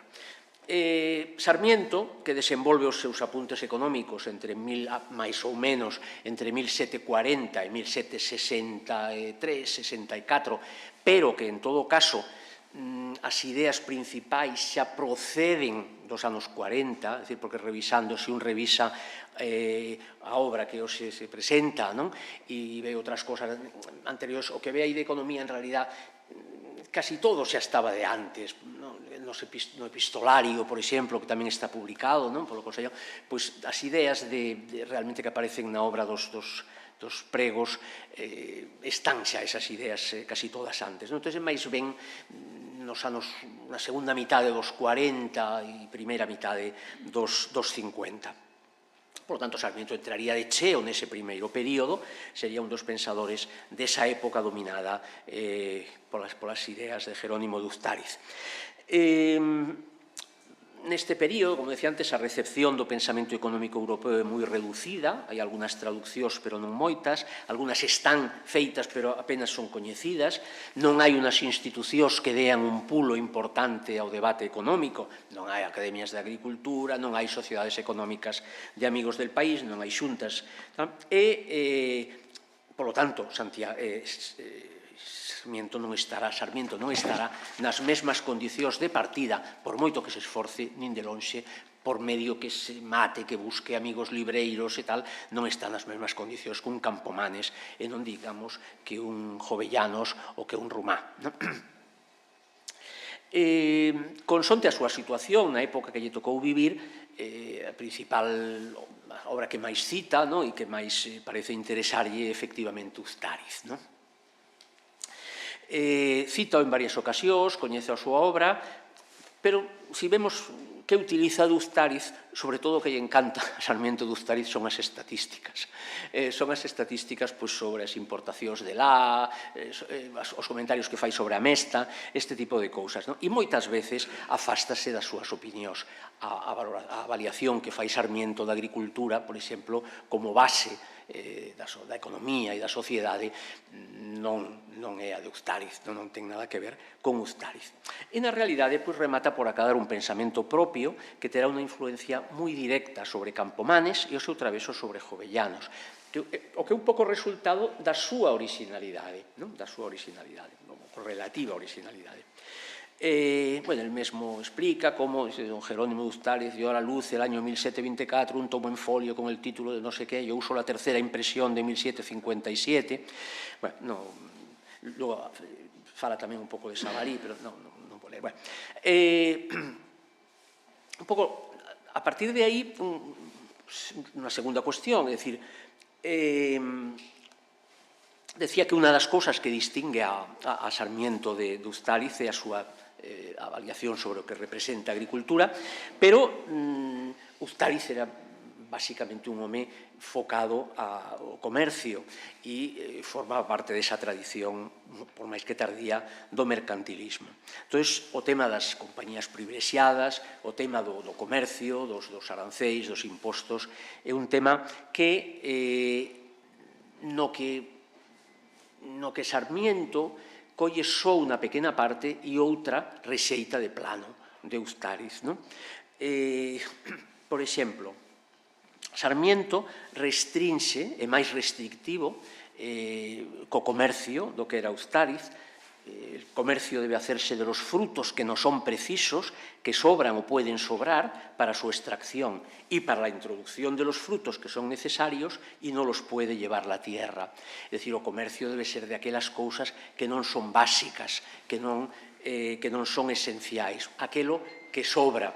Isto para os produtos primarios, pero mesmo para os produtos do sector secundario, un pouco serían os bens de luxo que se poden exportar, que se deben tal, pero cando fala de cuestións como, por exemplo, relativas a vestidos, propios lenzos, en varios momentos de liño, pois insiste en que non deben ser obxeto de exportación, ¿no? El comercio que se dirige a sacar de un reino, provincia o lugar lo que le sobra y traerle a trueque, de eso lo que le falta, ganando a alguien el trueque, sea en frutos o en dinero, eso es el esencial constitutivo del comercio desde Noé acá y el que hace subsistir al género humano. Habría tres tipos de comercio, según Sarmiento. En primer lugar, el comercio interior y circular de todo aquel reino. En segundo, el mutuo entre países comarcanos. Y el tercero, algún comercio, pero que sea poco, de largas navegaciones, pues ese comercio presto daría en monipodio, tiranía y en que pocos le estancasen. Aquí aparece el monipodio, una das palabras preferidas de Sarmiento. E esta é unha segunda gran diferencia, é a fobia, a auténtica fobia que parece ter Sarmiento cas compañías privilexiadas. As compañías privilexiadas, elemento central do colbertismo, dunha parte do mercantilismo, e esta fobia en Sarmiento eu creo que se explica por varios momentos, por varias cuestións, unha pola súa concepción ou polas súas propias experiencias, pero sobre todo por dúas cuestións. Eu creo unha que no 1743 publicárase unha obra de Teodoro Ventura de Argumosa, tamén un mercantilista tardío, que proponía un modelo un pouco para o crecemento da riqueza do país e, en fin, para mellorar as condicións da poboación, o que proponía era un modelo basado en unha serie de compañías privilexiadas do estilo francés, bastante colbertista. Entón, isto sitúa un pouco no alerta, porque ao mesmo tempo, un chisquiño máis tarde, a partir de 1746, se mal non recuerdo, entre o 46 e o 54, é cando José de Carvajal e Lancaster, entra como secretario de Estado. José de Carvajal e Lancaster era coñecido nos círculos de Sarmiento como el fabricante. En outros chamalle el arbitrista. É dicir, Carvajal tratou de ser un promotor das compañías comerciais, pero de unha forma distinta da tradicional, ou con un obxectivo distinto ao tradicional das compañías francesas ou das compañías que en realidade Sarmiento ataca. O que pasa é que aí Sarmiento non percibe moi ben a diferencia e un pouco arrapaña con todo. Pero a idea de José de Carvajal era que o comercio colonial, e era certa, estaba moi concentrado no eixo, primeiro Sevilla, logo Cádiz, Sevilla-Cádiz. E había unha serie había reivindicación dos principais portos españois de moito tempo atrás de participar no comercio colonial. Era un problema importante, había moita xente que defendía o modelo tradicional, e unha fórmula posible, como un pouco avanzar e para un pouco non manter desa maneira ese monopolio do comercio colonial, ensállanse diversos experimentos, pero aí o que pensa a idea de Carvajal é a de crear non dar a extensión do comercio colonial a outros portos, así de entrada, sino crear compañías en outros portos, nos principais portos españois, que en cada sitio, según o que é descentralizar, o que é a súa especialidade, a especialidade do lugar, e entonces que podan comerciar con América desde ali neses produtos e que o poda facer unha compañía creada ad hoc. Entón, aí é onde entra esa compañía de los lienzos de Galicia, da que tantas pestes bota Sarmiento, que sería unha das que entrarían no modelo de José de Carvajal.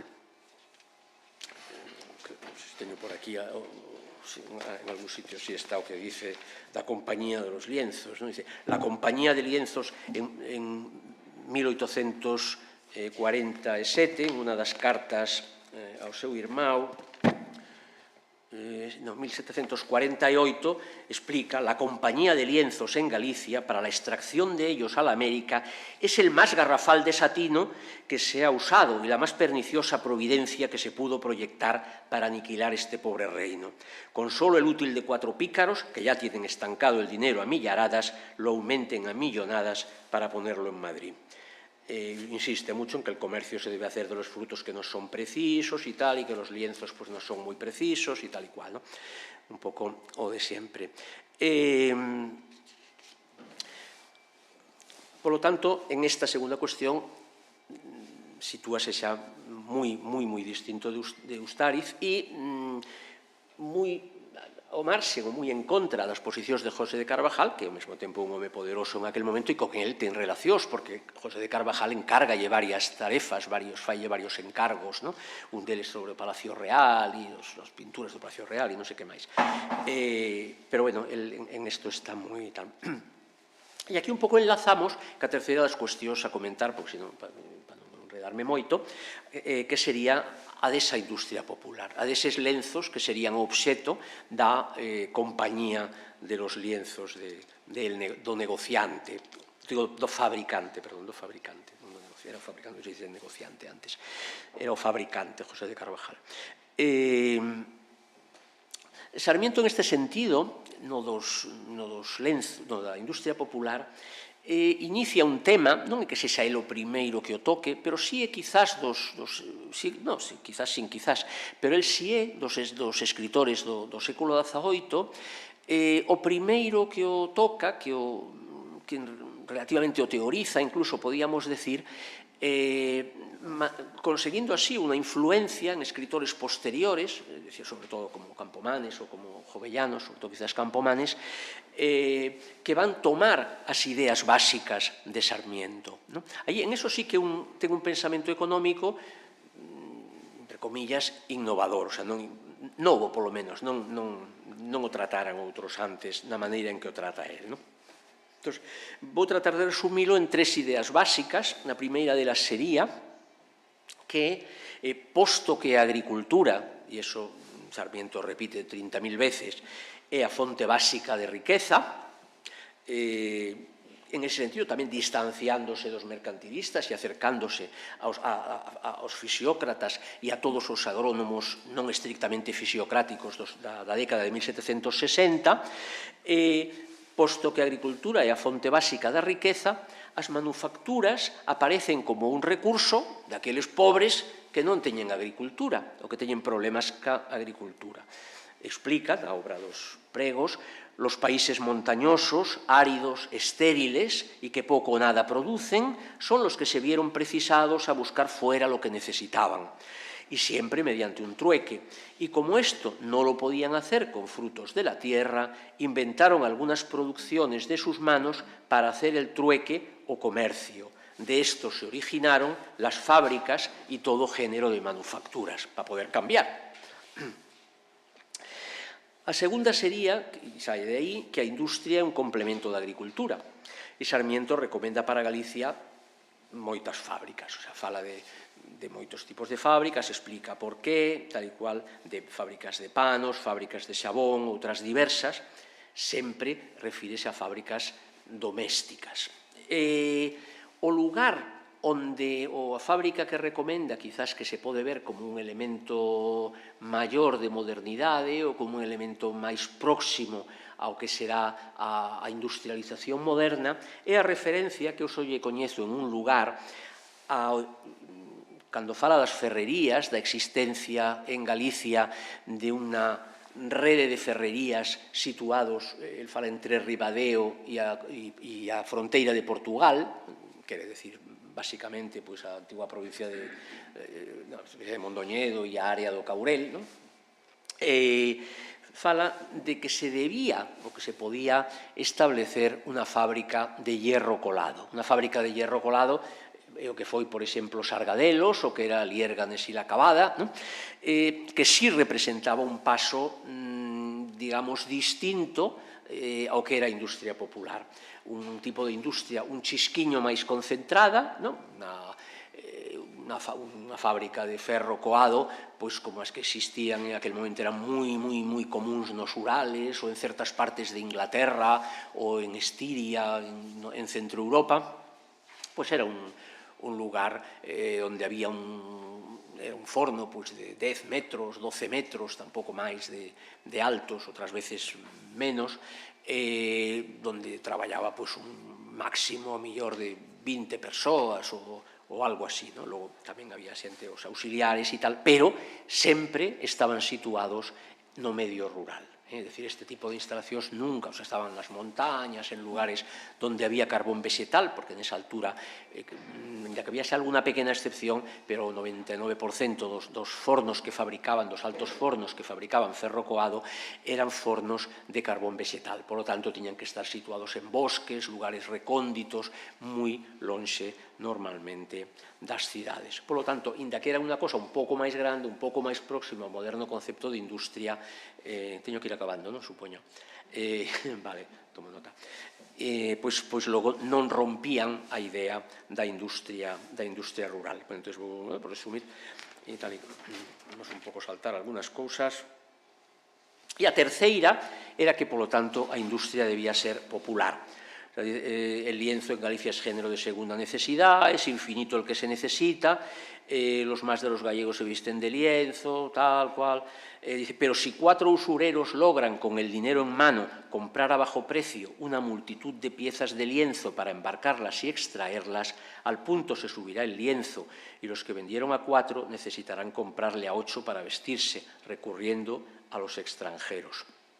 Por eso, tampoco Galicia debe admitir que se establezcan allí compañías de lenceros con exclusiva, y peor si son con autoridad real y tal y cual. Bueno, ¿qué necesidad tiene una gallega para hilar y tejer un par de telas y venderlas a quien quiere, de que se levante una compañía de avarientos ociosos que hayan de comer y no sé cuántos? Bueno, un pouco. Entonces, esta posición de Sarmiento en contra do control da industria rural por parte do capital mercantil batía xa co que estaba ocurrindo en algunhas rexións europeas. É dicir, o que a industria fabril aínda non esperábaselle, pero aínda non estaba, excepto dunha maneira limitada, estaba empezando, digamos, non? A mecanización aínda non, a máquina de vapor aínda non se utilizaba na industria, aínda que si había manufacturas centralizadas e había no sector textil algo de maquinaria e había algunhas ou bastantes fábricas concentradas, non? Pero o que bate isto é contra o control da industria rural polo capital mercantil, que sí que xa pasaba en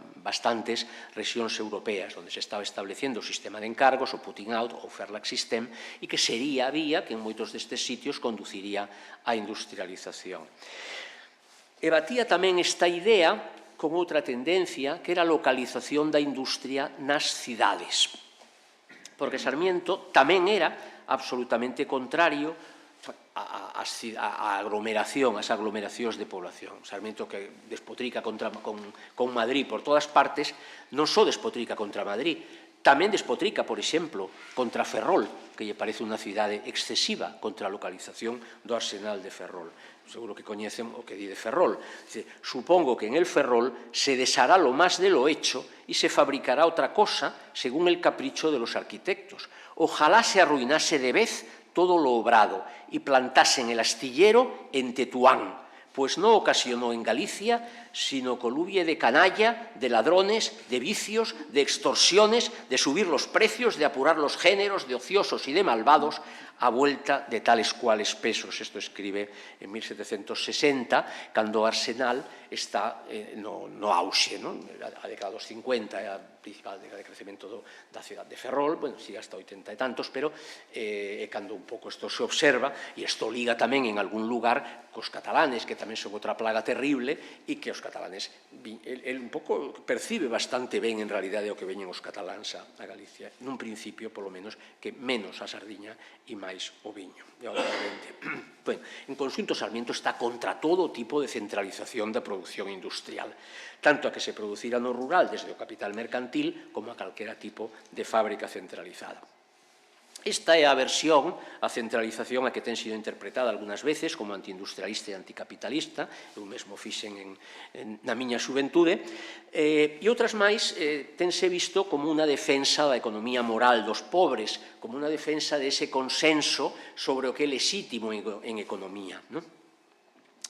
Visto con certa perspectiva, as dúas posturas teñen algo de razón, porque o que compre decir é que, aínda contra 1760, se non estabas no Lancashire ou se non estabas no norte de Francia ou tal, era difícil que percibiras que a intervención do capital mercantil sobre a industria rural estaba levando a industrialización.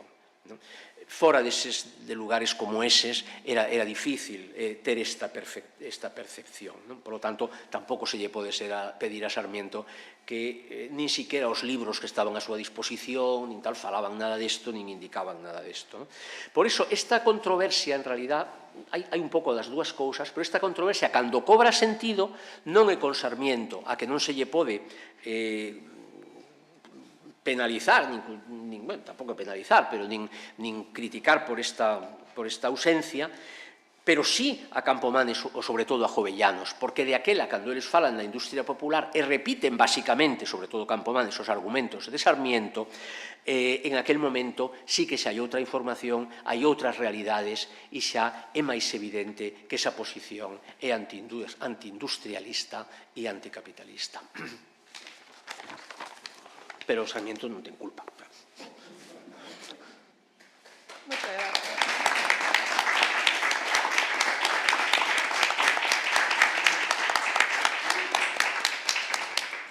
Moitas grazas. Por último, a quenda de Xeo Labarta, que nos vai falar de cepazos e atunos do Valle do Sarmiento. E sardiñas, que é unha gralla E que sardiñas. aparece un título. Boas tardes.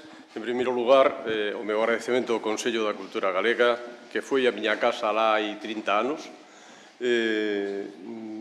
e a Rosario Álvarez, a súa presidenta, e tamén a Enrique Monteagudo por terme invitado a participar no que un simposio sobre Martín Sarmiento e o seu 250 cabo de ano, pero eu entendo como o ramallo que se lle pon a edición da obra da Historia Natural e de todo xénero de erudición, os 660 pliegos, que parecía tarefa inalcanzable.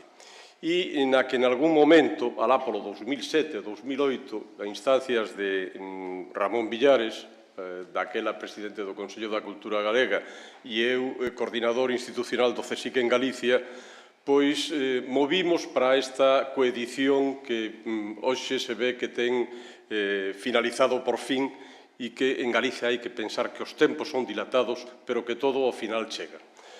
É un atrevemento pola miña banda falar ou decir, ou pretender decir algo novo do Padre Sarmiento, porque eu non son un estudoso do Padre Sarmiento, eu son un lector dos estudosos do Padre Sarmiento e tamén do Padre Sarmiento. Pero chámame a atención e, ademais, valoro moitísimo a obra que promoveu o Consello da Cultura Galega no 1997 sobre o Padre Sarmiento e o seu tempo, unha obra colectiva que ten un valor incalculable en moitísimas das súas aportacións e que permite un coñecemento fondo e divertido de quen era o Padre Sarmiento, o mesmo que o fai a lectura de algúns dos pliegos, sobre todo aqueles que máis me chegan, que son os que teñen que ver co mar, por eso cetáceos, atúns e sardiñas, do propio Padre Sarmiento. En primeiro lugar, porque o Padre Sarmiento non tiña pensado publicar. El escribía para non publicar.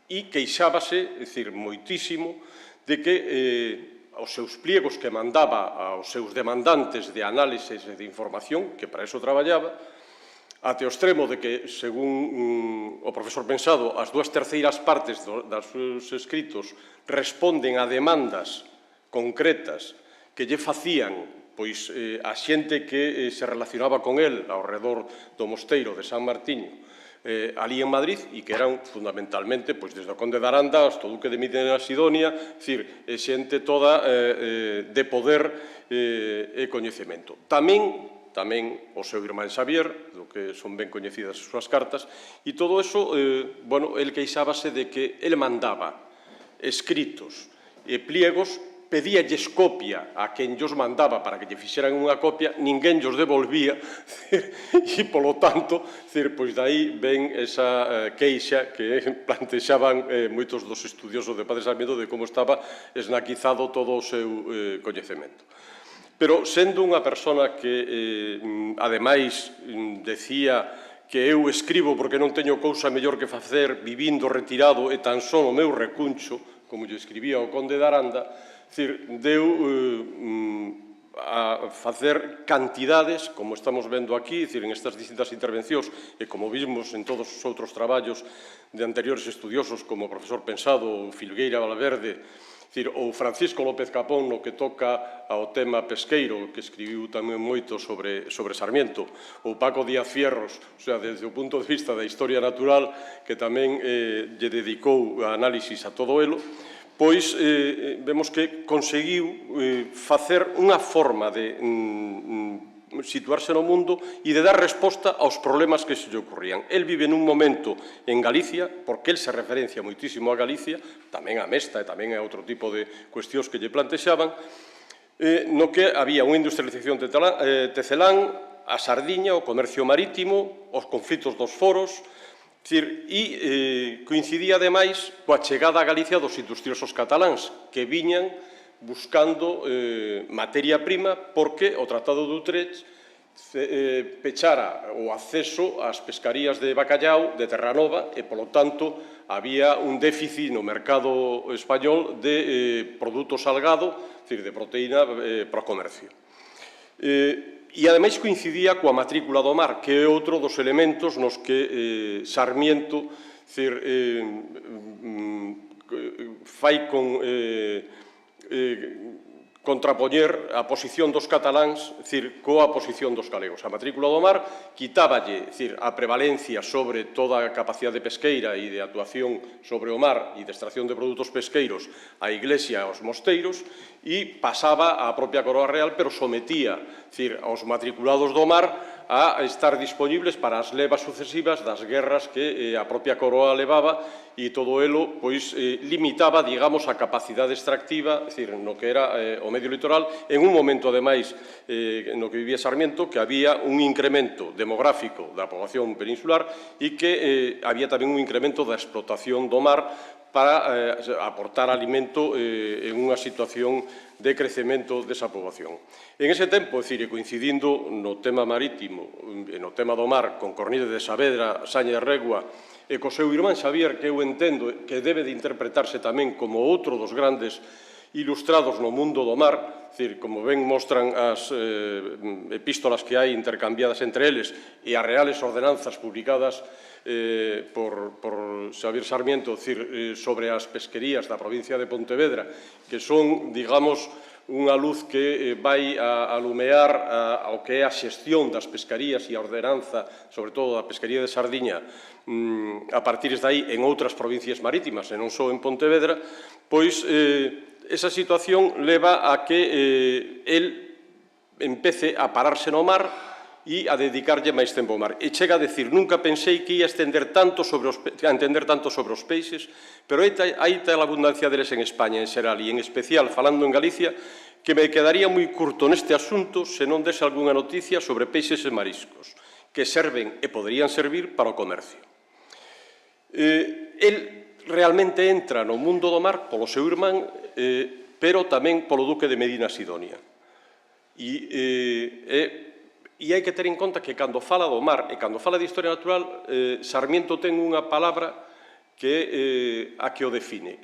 Sempre introduce no título conjetura. É dicir, e todos son conjeturas, porque el non ten ningunha certeza, el nunca viu máis alá que as láminas da etioloxía de Rondelletti, que eran estes monstruos mariños, e ten que imaginalo todo.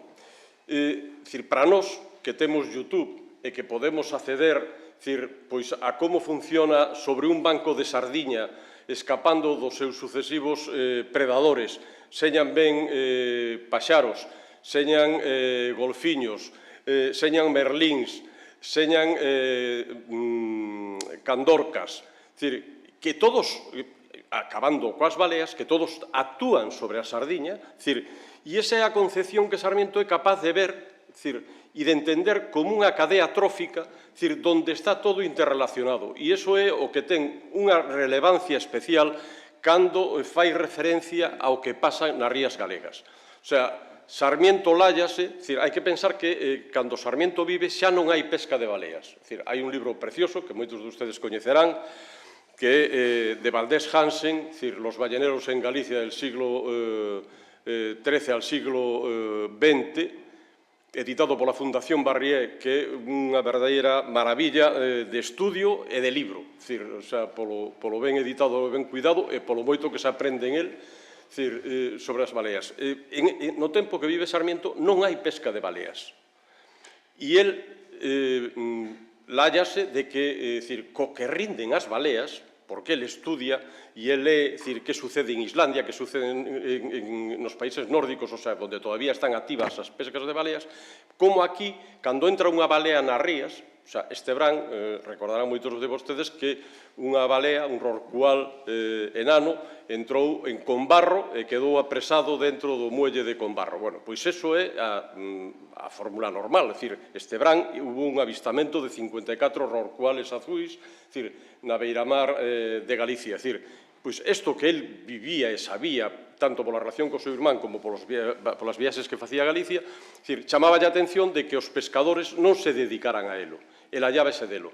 Pero facíao porque precisamente el colleuno os 2 séculos que non hubo pesca de balea en Galicia, porque a pesca de balea en Galicia volve a comenzar despois no século XX, pero hubo ese período no que carecía dela.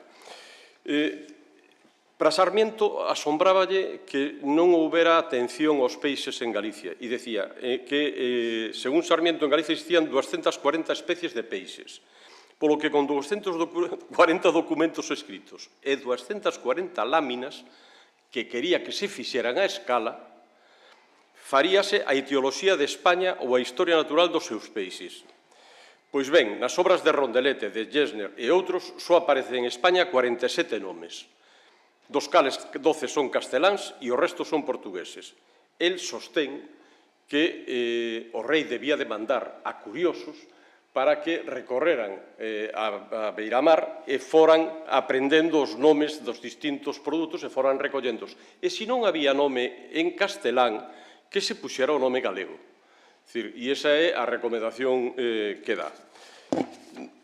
Co duque de Medina Sidonio, do que falaba antes, el di textualmente que nunca viu ningún atún, pero fai as primeiras estadísticas pesqueiras do mundo que comprenden os anos 1525 a 1756 e están expostas en este momento con unha figura do padre Sarmiento na Comisión Internacional do Atún Tropical en La Joya, en California. É dicir, como as primeiras estadísticas pesqueiras que houbo no mundo.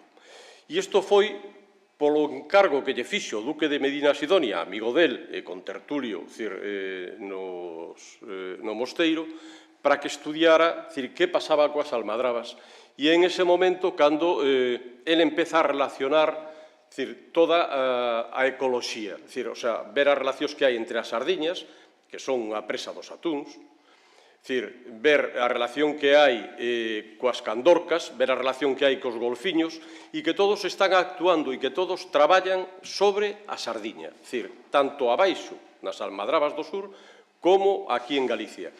Entón, ese mundo que el comprende e do que fai conjeturas e que define por primeira vez a sobrepesca, dice que a caída dos atúns que lle plantexaba o duque de Medina Sidonia nas súas almadrabas, que eran herdadas de Guzmán el Bueno, pois eran debidas a que se pescara demais. Como se pescaron os tranchos, as ostras e os berberechos. Os tranchos son os espadíns que eu, cando era pequeno e empezaba hai 50 anos, todavía os estudiábamos.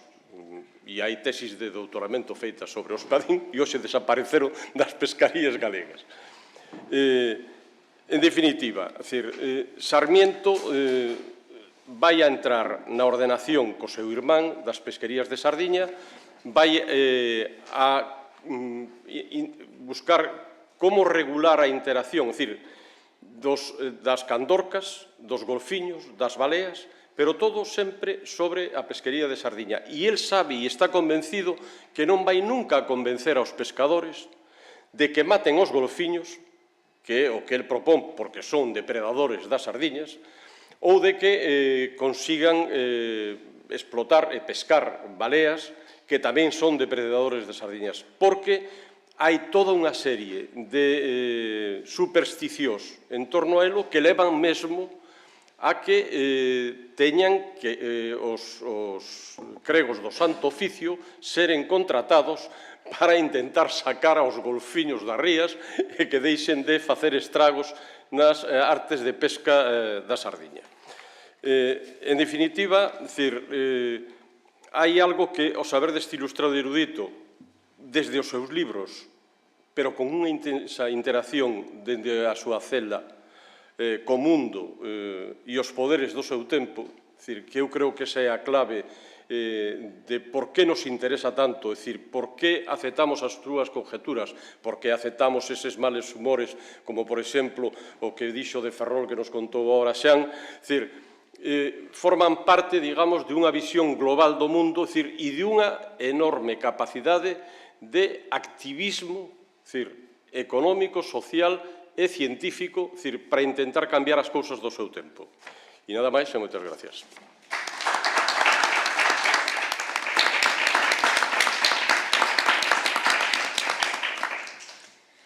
Ben, moitas grazas. Bueno, levamos comido un pedaciño da pausa, pero de todas maneiras, como somos os donos da pausa, nos mesmos, pois se alguén quere facer algún comentario ou pregunta concreta, pois adiante.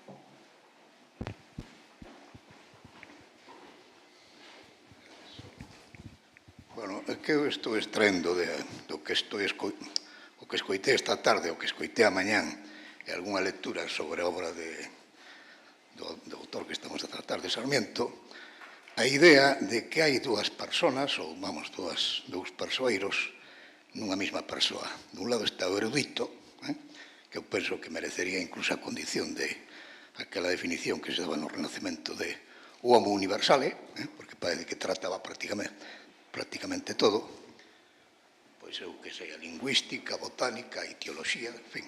E por outra parte está o moralista, porque eu estou percibindo por as intervencións que escoitei basicamente esta tarde, o seu afán corrector da sociedade do tempo, das institucións, etc. En fin, sigue un pouco unha pequena reflexión. A pregunta que vou facer é referida ao tema dos foros. Vamos a ver. Fíxose unha alusión aos foros en Galicia, traballou en concreto sobre este tipo de cousas e tal, pero eu creo que nesa época xa existía o censo enfitéutico en Galicia. O censo enfitéutico. Os censos son unha figura xurídica no dereito español, semellante ao foro, ten algunhas pequenas diferencias, non? Entón, creo que non é... Penso que o traballo ese foi un pouco alicorto por parte en concreto de Sarmiento, non? En fin, un pouca reflexión que fago. E, bueno, quedame algunha cousa máis, tamén un pouco por facer unha extrapolación un pouco curiosa. Pregúntome que faría con ese, en fin, afán tan reivindicativo sobre o tema dos foros, etc., que faría 50, 60 anos despois Sarmiento frente ás desamortizacións, por exemplo, de Godoy ou de Mendizábal, por dicir algunhas das moitas que hubo, tal, non? En fin, é unha pequena reflexión, digamos, un pouco lúdica. Gracias. Moitas gracias. A palabra censo, normalmente na documentación, ten dous significados. Un é o máis habitual aquí nesta época en Galicia, é o censo como préstamo hipotecario, non? É escriturado, o interés tasado por arriba. Entón, ese é a acepción fundamental que aparece na documentación. Tamén existe, o foro, e no 19 veces pasa así, pódese calificar de censo como cesión agraria, pero na documentación da época, o censo en Galicia é censo hipotecario. O que aparece en Sarmiento, refírese únicamente a eso, é ao foro. O que pasa co foro pode ser por vida de reyes, pode ser por por vidas de 3 xeneracións, pode ser por 100 anos ou pode ser perpetuo. Pode ser perpetuo. Existen todas as posibilidades, pero redimible non. O foro redimible durante a época moderna non. Non pode ser redimible durante a época moderna. Non pode ser redimible. Pode ser redimible, ao mellor, é redimible o censo hipotecario, ese sí, non. Pero o foro na época moderna non é redimible, na época moderna, non. Claro, o que pensaría Sarmiento da desamortización, pois, desde logo que non estaría de acordo, non? Pero, eso podemos dalo por suposto, que non estaría de acordo. Ele pensaba que a religión beneditina iba a durar hasta o fin do mundo, pero, felizmente, non viviu esa época. Non viviu esa época. Alguna intervención máis? Sí, Pedro.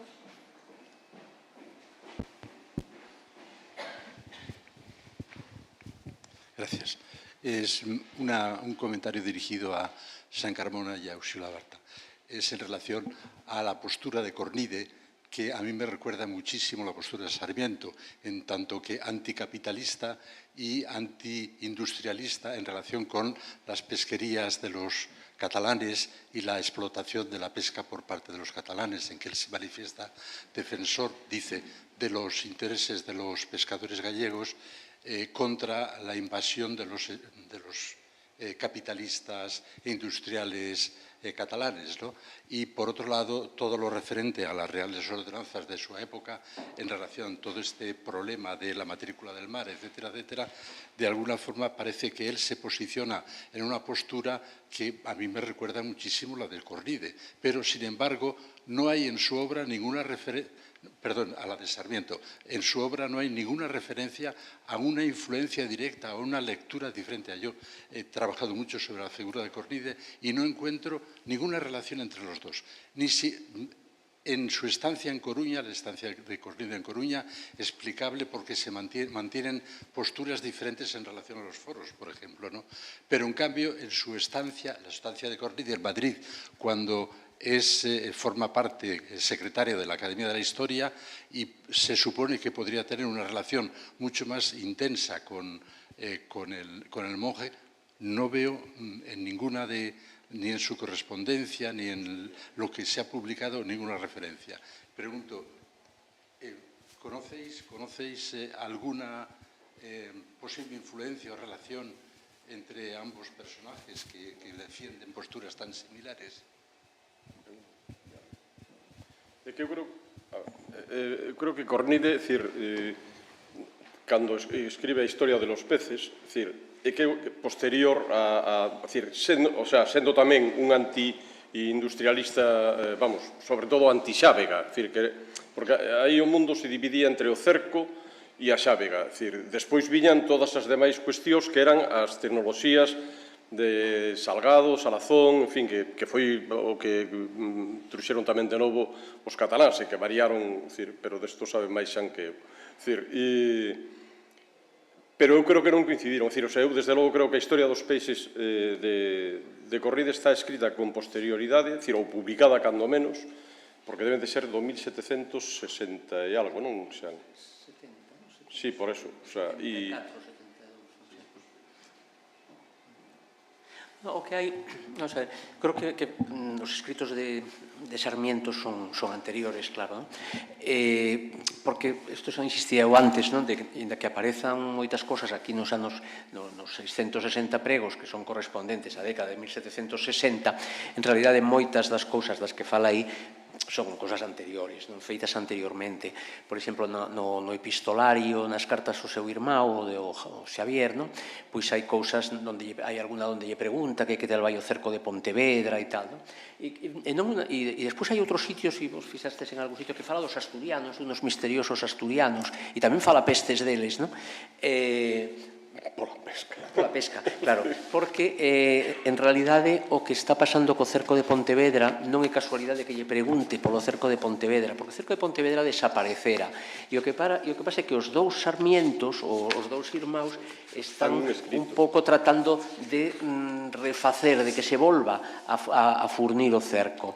E o que pasa é que en ese momento en Pontevedra están os, como en Vigo tamén, sempre se fala dos cataláns, pero antes dos cataláns o que había era un mundo marítimo moi potente, donde había que financiar, o cerco era unha cosa moi grande, con moito, había que facer un investimento grande en Furnilo e tal, e entonces había grupos comerciais que entraban aí, ¿no? Había grupos comerciais de carácter local e había asturianos, había unha pequena, non tan pequena, en Pontevedra e en Vigo, que procedían de como se chama este sitio, hombre, de un pequeno... No, de Vega non, de Colindres non, que está xusto ao lado de Colindres, que é Concello de Colindres, e hai un porto ali que se chama, digo de Colindres, de Colunga. Sí, pero veñen todos do mesmo sitio, do Concello de Colunga, un porto que non me acordo como se chama, vaya por Dios. Bueno, despois se me acordo, digo, todos veñen de ali, porque hubo uns problemas e foron todos para Pontevedra e para Vigo. Entón, eles andan con isto, non? Bueno, e entón, por eso se interesan moito os dous. Eso logo vai ser un absoluto fracaso. E parte da argumentación e das cousas que di Sarmiento e que despois colle Cornide veñen por aí, non? Veñen un pouco... Porque hai un intento de revitalización do cerco, hai varios, máis ben en algúns sitios aguanta, no norte, no sur, non? Pero non é tanto... Pero que en 1749, cando se repón o cerco en Pontevedra, e anteriormente, o padre Sarmiento escribíralle 6 pliegos ao seu irmán precisamente para afianzar esa recuperación do cerco, pero que o cerco desaparecera. En Pontevedra, en outros sitios. Pero estamos falando de moito antes de... Sí, moito antes de Cornide. De Cornide, Sí, o que pasa é que, vamos, isto é un pouco liarnos, porque en realidad na Coruña, sin embargo, sí que se mantén o cerco, non o cerco real tradicional, senón un cerco máis pequeno, que era o que chamaban tamén traíña, que se furnía igual que outro. O que pasa é que eu creo que a visión esta que temos dos ilustrados frente aos cataláns e frente ao problema da pesca é unha visión moi de parte, non? É moi de parte. Sarmiento, a súa versión era de parte, era dos intereses familiares, e Cornide tamén era unha versión absolutamente de parte. Entonces, cando eles falan de que hai que restaurar o cerco porque os pescadores, pobriños e tal e cual, os pescadores un corno frito, o sea, o que lles interesaba eran os grupos urbanos, digamos, que financiaban o cerco. Sí, perdóname un inciso. Efectivamente, a instancia de defensa de parte. Claro. Pero también es una cuestión ecológica. Yo creo que también podríamos ver los escritos de Cornide y Sarmiento como una visión ecológica desde nuestro punto de vista actual. Y nos daría otro enfoque diferente acerca de la industrialización y la explotación del mar. Relativamente, alguna cuestión de economía moral, aí sí que podíamos verlo como unha cuestión de economía moral. O sea, que eu creo que mentras non saibamos máis e non deixemos de repetir os mesmos tópicos sobre os cataláns e a pesca do século XVIII, non nos enteraremos de moito. Porque todo este tema da penetración catalana, que é un tema escrito sobre todo e posto de moda por os descendentes dos propios cataláns, no seu día, a partir da publicación no ano 1968 de Origen e Desarrollo da Industria Conservera de Gaspar Masó García, e que logo todos fomos tragando, pois distorsionou moito toda esta historia. A xávega, por exemplo, non se diferenciaba de outras artes moi semellantes, se diferenciaba moi pouco, de artes semellantes que existían en Galicia, como, por exemplo, os boliches. Que ocorre? Que son boliches. Son boliches, en realidad, son unha forma de boliche. Entonces, por lo tanto, non viñeron a enseñar nada aos cataláns de aquí. Que ocorre? Que aquí os gremios de mar tiñan prohibida a utilización de chumbos e tiñan prohibida, e tiñan, por unha cuestión do que era legítimamente consensuado no mundo do mar e que para que todos puderan vivir e tal e cual, era o chollo dos cercos, non? Bueno, é dicir, o tema ecoloxista, por exemplo, Sarmiento defende que os mariñeiros maten todos os golfiños. O sea, pero así, e son os mariñeiros que non os matan, non porque sean tamén ecoloxistas, sino porque pensan que o sangue dos golfiños espantará a sardiña. E por eso non van a matar os golfiños, sinda que lles esteñan rompendo as redes e lles esteñan destrozando todo.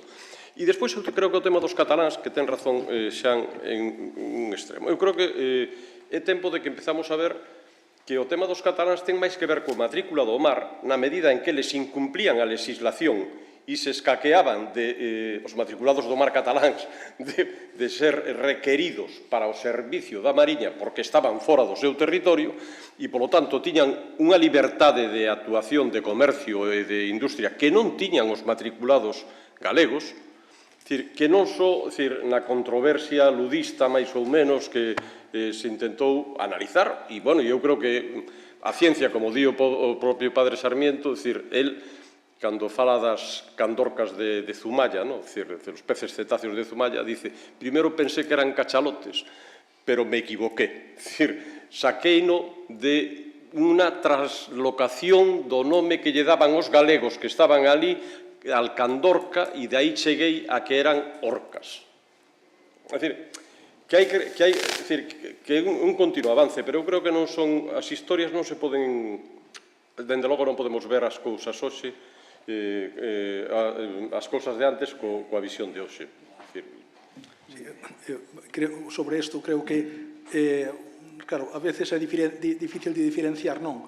O que hai de ecoloxía e o que hai de digamos que de recurso á ecoloxía para defender unha posición determinada, non? Porque, por exemplo, nos pleitos que hai na ría da Pontevedra na segunda mitad do século XVI, os mareantes de Pontevedra utilizan argumentos ecolóxicos continuamente para evitar que os de Marín e os de Cangas pois pesquen na ría en determinadas épocas, non?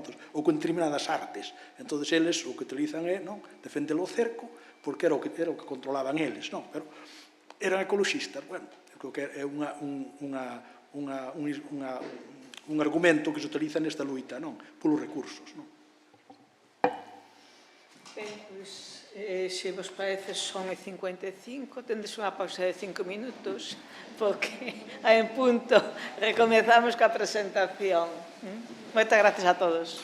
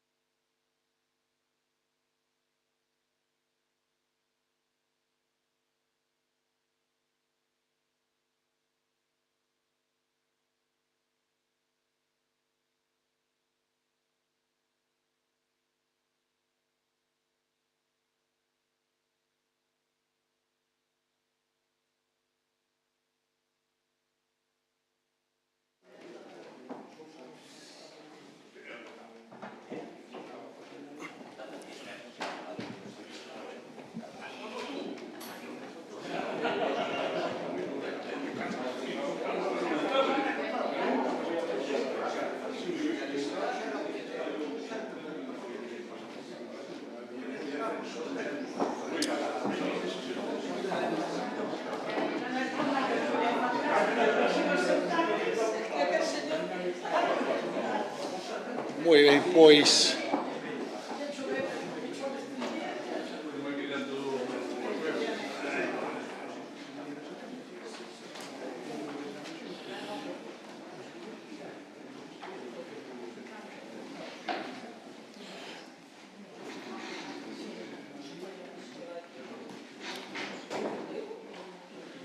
Pois entón, para rematar a xornada de hoxe, primeiro vos serán, que era como se dicía antes, a estas horas. Moitas grazas por estardes aquí, as persoas que participan no simposio, as persoas que veñen representando o Centro Superior de Investigacións Científicas, Amparo, Rubio, persoas que do Instituto da Lingua Galega, Xosé Luis Regueira, as persoas que tamén veñen representando o Consello que foi, como é o caso de Ramón Villares. Eu o que vou intentar facer unha presentación moi, creo que breve, non sei, xulgaremos ao final, pero en principio intencionalmente breve, no que vou deixar falar bastante a Sarmiento. Os relatores que falaron hoxe ao longo do día foron bastante... evitaron bastante citar moito Sarmiento, cal agradécese, porque, en fin, senón acabase convertendo nun rosario de citas. Pero, en cambio, eu vou deixar bastante falar a Sarmiento. Sobre todo, vou deixar falar a obra de 660 plegos.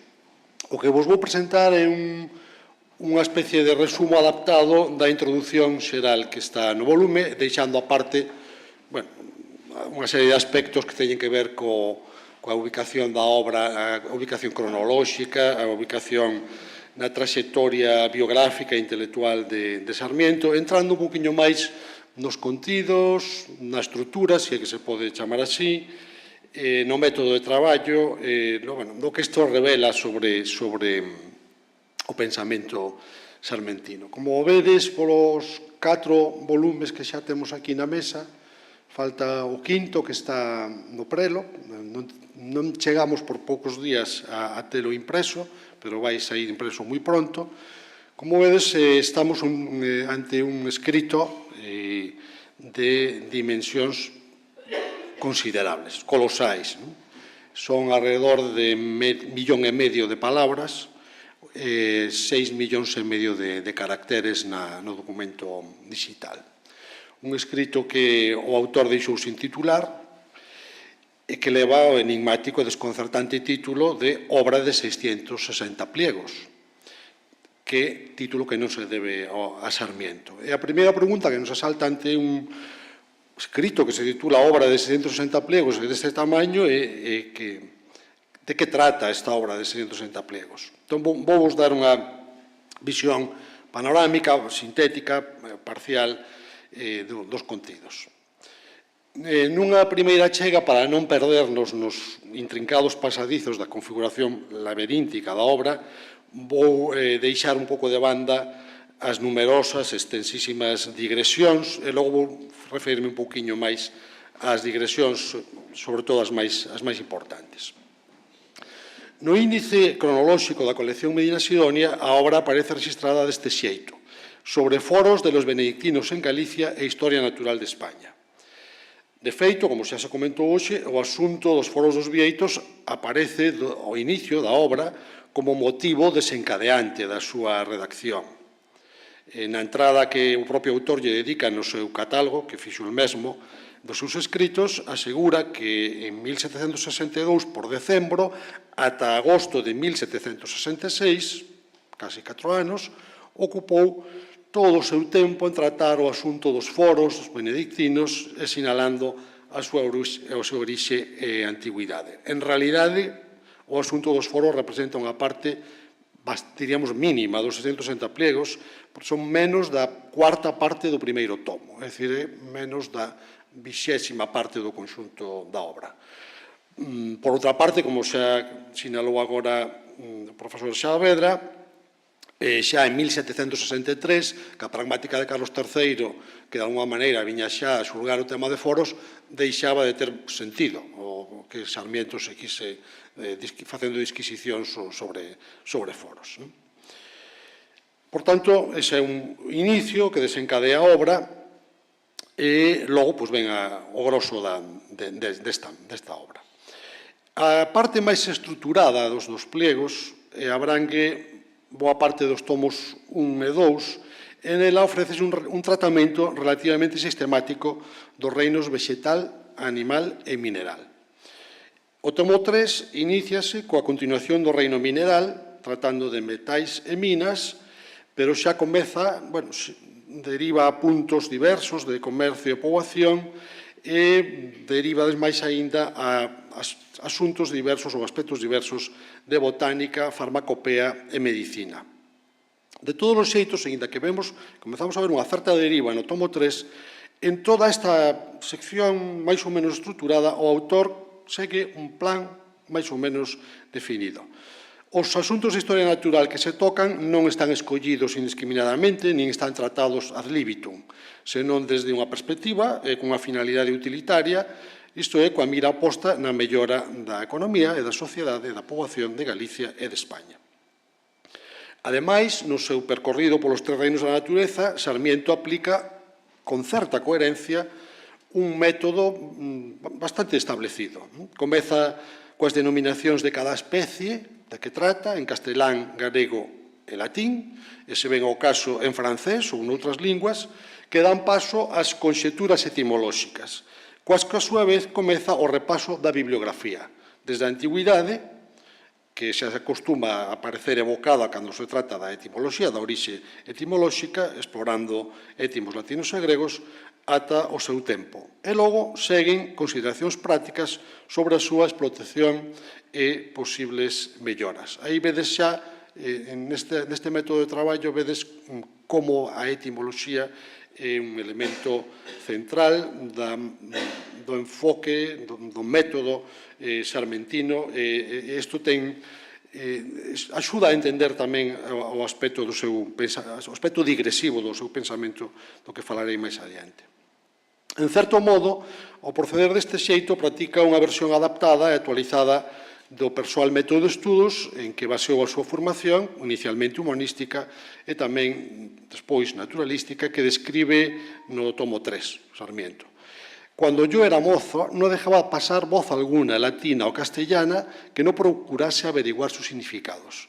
No tomaba autor alguno en las manos cuya vida no buscase y leyese.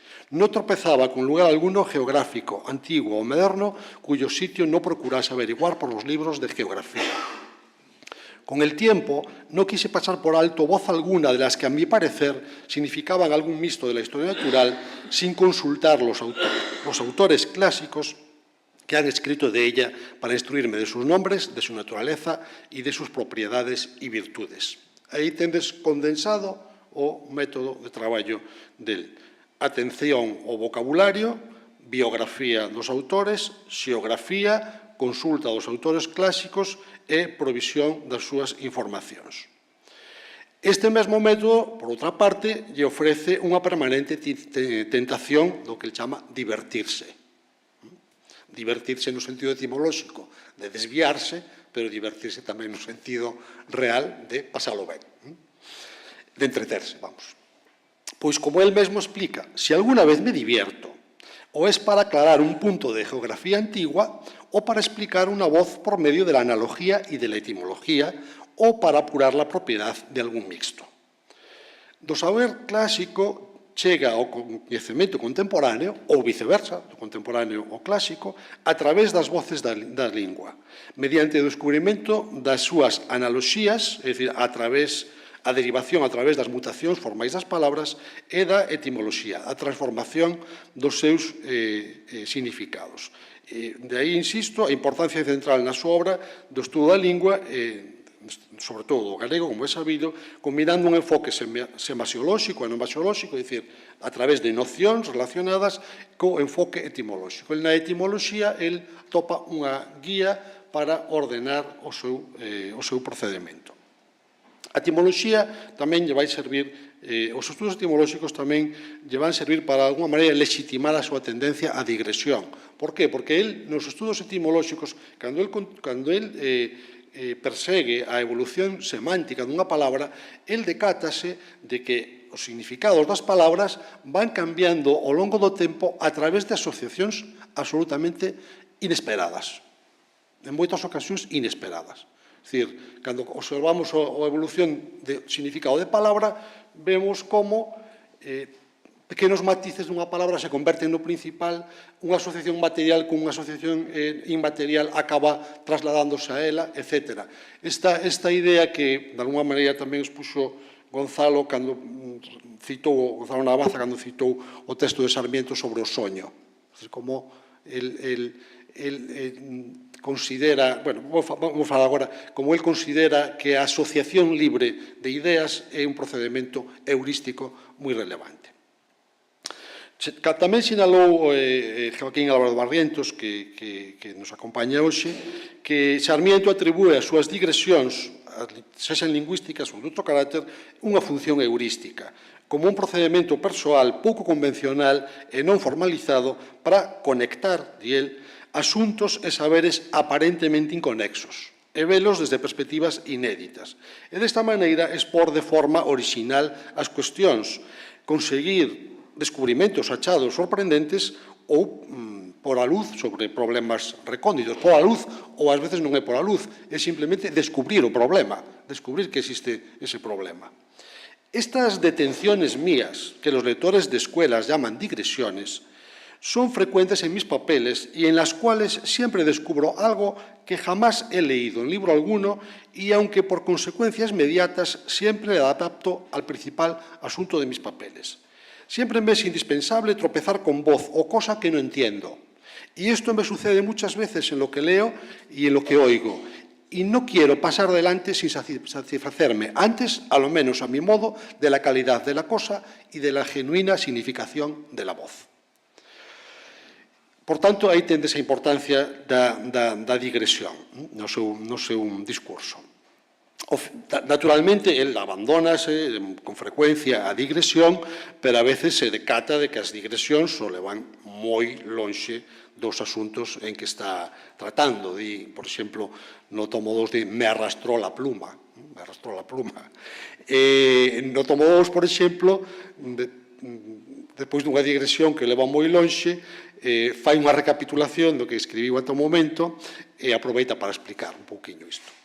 1000 leguas distante de toda esta algarabía estaba yo cuando tomé la pluma para formar este escrito que, según camina, pasará en 2 tomos en folio. Comencé por asunto doméstico, la voz pública de que se pensaba en promover la agricultura, la población y el comercio. Insensiblemente y sin querer me arrastró la pluma a poner por escrito algunas reflexiones más sobre estos asuntos. He mirado a la agricultura como la base fundamental de la felicidad de un Estado, después la población, después el comercio, y siendo el comercio de mar el más útil y fructuoso, metí también la pluma en el punto de navegación. Aí vedes descrito como foi evolucionando o seu discurso. Aos mediados do tomo 3, sin embargo, esvaese toda a pretensión de coherencia do conxunto, que a esta altura xa se configurou como unha variada colección de observacións, de críticas, de reflexións e de propostas.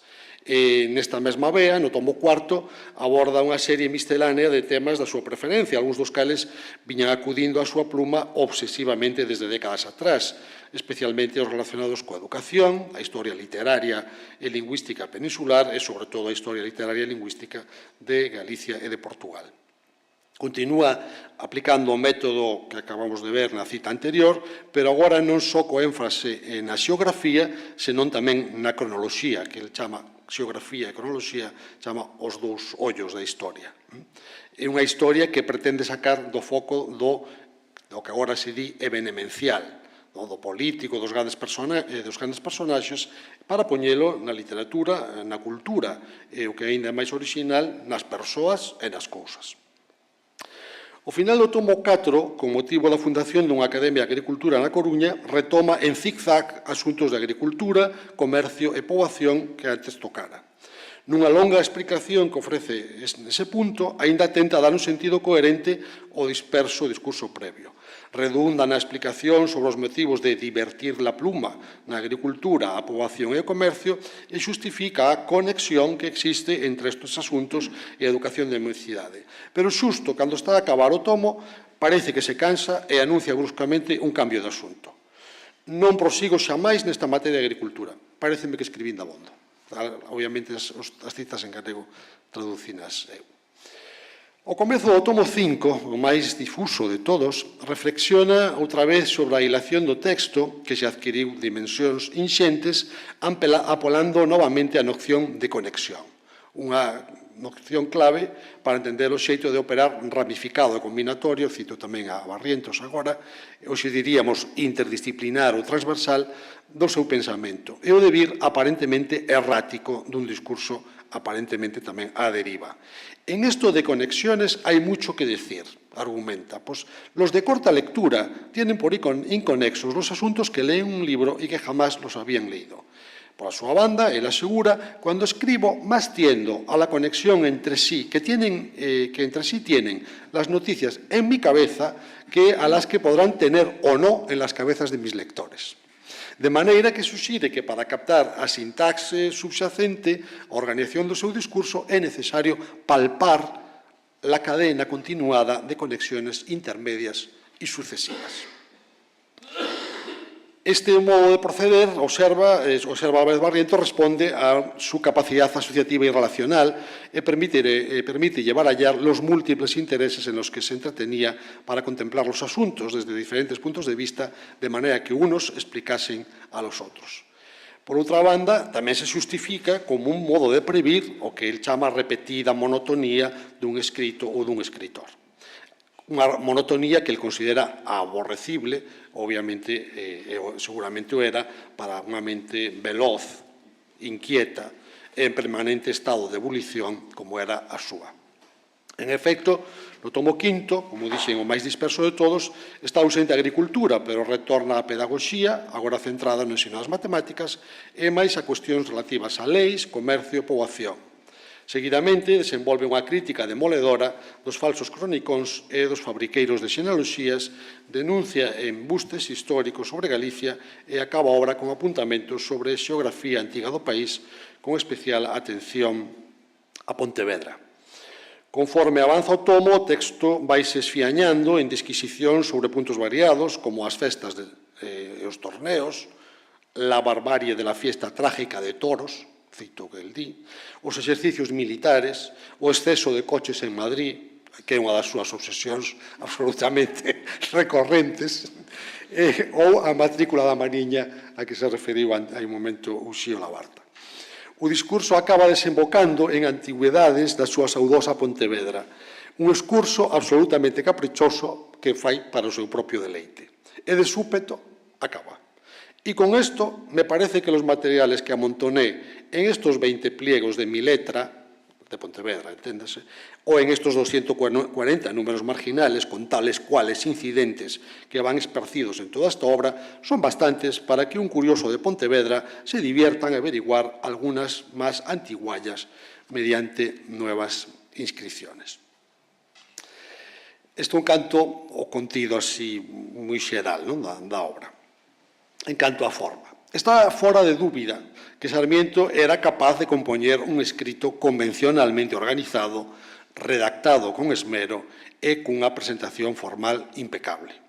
Para convencerse disto, é suficiente con ollar textos como, por exemplo, as Memorias para la Historia de la Poesía e Poetas Españoles, que se puido imprimir directamente sin case ningún arranxo editorial a partir do manuscrito, ou, nas mesmas situación, as reflexiones literarias para unha biblioteca real e outros moitos escritos que deixou perfectamente amañados e perfectamente publicables. O noso autor, sin ninguna dúbida, manexaba con soltura as técnicas de preparación de textos para a súa publicación, pois exercitouse longamente nelas como editor da obra de Feixóo. Con respecto á propia obra de 660 pliegos, por si surdise a dúbida, el mesmo se encarga de aseveralo. Non vivo tan desprezado de min mesmo que non crea que se quixese poñer en limpo estes borróns, Como saíron da cabeza inmediatamente a pluma, tamén os coordinaría, menos mal, con algún método de visión e maior claridade. Por tanto, non é un problema de ineficacia ou de descoñecemento de incapacidade de Sarmiento. Se aqueles borróns non foron acabados nin sometidos a revisión e corrección para arranxalos con método, con división e con claridade, non foi porque o autor non fose competente para facelo, senón, en primeiro lugar, logo citarei algunha razón máis, porque non quixo investir o seu precioso tempo nestas tarefas aborrecidas.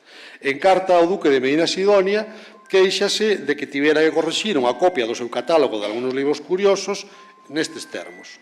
Tardé mucho más tiempo en corregirla que había tardado en escribir mi original, y con tal fastidio que de mejor gana hubiese escrito de nuevo 24 pliegos del mismo catálogo añadido que corregir la copia de los 12 que presenté a vuestra excelencia. Seguro que os seus escasos pero devotos lectores, como o propio Duque de Medina Sidonia, perdoaríanlle este desleixo, pero tal estado de cousas constitúe un auténtico desafío á hora de realizar unha edición desta obra como doutros escritos de Sarmiento que non preparou el mesmo, digamos, que non rematou. Pero nesta obra, con máis razón, entre outras causas pola súa extensión. Certamente, na primeira metade da obra de 160 pliegos, en determinados aspectos, como xa acabo de sinalar, se aprecia unha certa visión de conxunto, unha mínima estruturación e unha máis ou menos guía que orienta o discurso, pero na segunda metade as desviacións van a máis, ata que simplemente se abandona toda a pretensión de coherencia estrutural e deixa de percibirse a mera existencia dun curso principal, ou volvese imposible distinguir un curso principal do que el chamou a algarabía dos discursos. Así é todo, a xulgar polas afirmacións do autor, nin os episodios da primeira metade da obra, nin as incidencias, son palabras del, que pululan na segunda, son provocados por descoidos, senón que, ainda que en cada caso están desencadeados de xeito fortuito, forman parte dunha estrategia deliberada de escrita. E así, como nun momento dado, Sarmiento decidiu escribirse en plan e abandonarse á corrente tumultuaria, unha palabra que se repite unha e outra vez ao longo da obra, dos seus pensamentos, a corrente tumultuaria dos pensamentos. En moitas ocasións, as digresións dispáranse polas mencionadas conexións, asociacións de ideas na mente do autor, como abalóns, dice el, sacudimientos de preocupacións e erros avellentados. Isto é, asociacións inesperadas con asuntos sobre os que xa tiña cavilado no pasado. Así, por exemplo, no final do tomo 2, despois de espallarse en longas digresións, primeiro sobre a potabilización da auga de mar, logo sobre o imán, e a que para min foi máis ardua de lectura, de transcripción e de corrección, o cálculo da longitude terrestre, Sarmiento justifícase nos seguintes termos. Al llegar con la pluma al pliego 205 de este escrito, siguiendo las reflexiones sobre los mixtos naturales de España para promover el comercio por mar y por tierra, me detuve en el succino o electro y en sus transporaciones. Y por las transporaciones de los líquidos me vino la idea de tentar hacer potable la agua del mar. Escribí sobre este útil asunto 10 pliegos, siguiendo a los antiguos e imitando el modo que la naturaleza tiene para dulcificar la agua marina. Viendo cuán útil sería este hallazgo para el comercio por mar y que no sería menos útil el hallazgo de las longitudes, quise tentar no tanto la solución cuanto la inteligencia de este problema. Creí que bastarían 2 o 3 pliegos, pero se me iban ofreciendo a la pluma tantas reflexiones, tantos incidentes curiosos y del caso, y tantos sacudimientos y preocupaciones y errores envejecidos, que, sin mendigar ni arañar noticias que abultasen, escribí atropelladamente 60 pliegos de mi letra, y son los que acabo de escribir.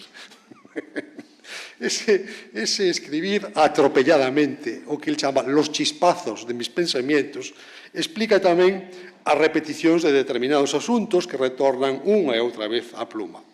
O estilo de pensamento e o método compositivo por conexións, por unha banda, conduce a irse constantemente polas ramas, pero tamén a describir trayectorias cíclicas, en bucle, dos que os asuntos tornan e retornan, enredados a través das súas diversas ligazóns con varios temas para seren contemplados en aspectos ou con prismas diferentes. Tampouco estas reiteracións parecen preocupar especialmente o autor. Segundo explica, unha vez máis, cando chegou a metade do tomo 3, e, por tanto, da obra, as reiteracións non significaban unha carencia de asuntos a tratar. Pois alguén tiña dúbida de que se acabaran os temas e por eso se repetía. Deste xeito, a vez que reivindica novamente o valor formativo e o potencial heurístico da súa escritura digresiva, recae nun dos tópicos que aparece e reaparece unha e outra vez nos seus textos. As razóns da súa tallante negativa a imprimir os seus escritos. Farto de expoñelas aos amigos que lle insistían constantemente en que depuxese de tal radical atitude, escribiu, como todos sabedes, un papel especificamente sobre o asunto, el por que sí e por que non. Pero nos 660 pliegos retoma con firmeza habitual as súas argumentos ben coñecidos. El hambre, el interés y la vanagloria, y no pocas veces la vil adulación, que son los 4 elementos de los que más que hacen sudar las prensas, jamás entrarán a componer la complexión de mi pluma para imprimir. El por qué no me meto a ese oficio es asunto que tengo debajo de la muela para tratarle con mucha extensión. Aínda que enterra a explicación última debaixo da moa, debajo da muela, parece claro que detrás desta drástica decisión se achaba a súa experiencia como editor de Feixóo, encargado de tramitar as autorizacións das distintas censuras e, por tanto, ben consciente dos límites impostos á crítica e á liberdade de expresión, tanto polas institucións de censura como, ou quizáis máis, polas ríxidas convencións sociais vixentes no seu tempo.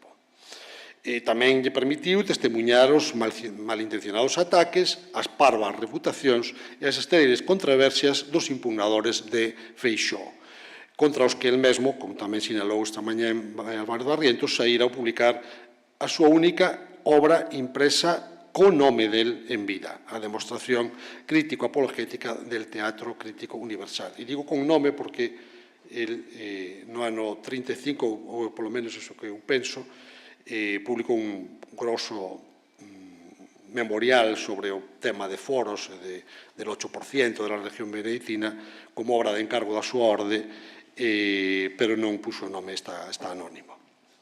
Sarmiento non tería humor, nin tería ganas de perder o tempo en discusións con detractores tan presuizosos canto indoctos que seguro que desdeñaba olímpicamente.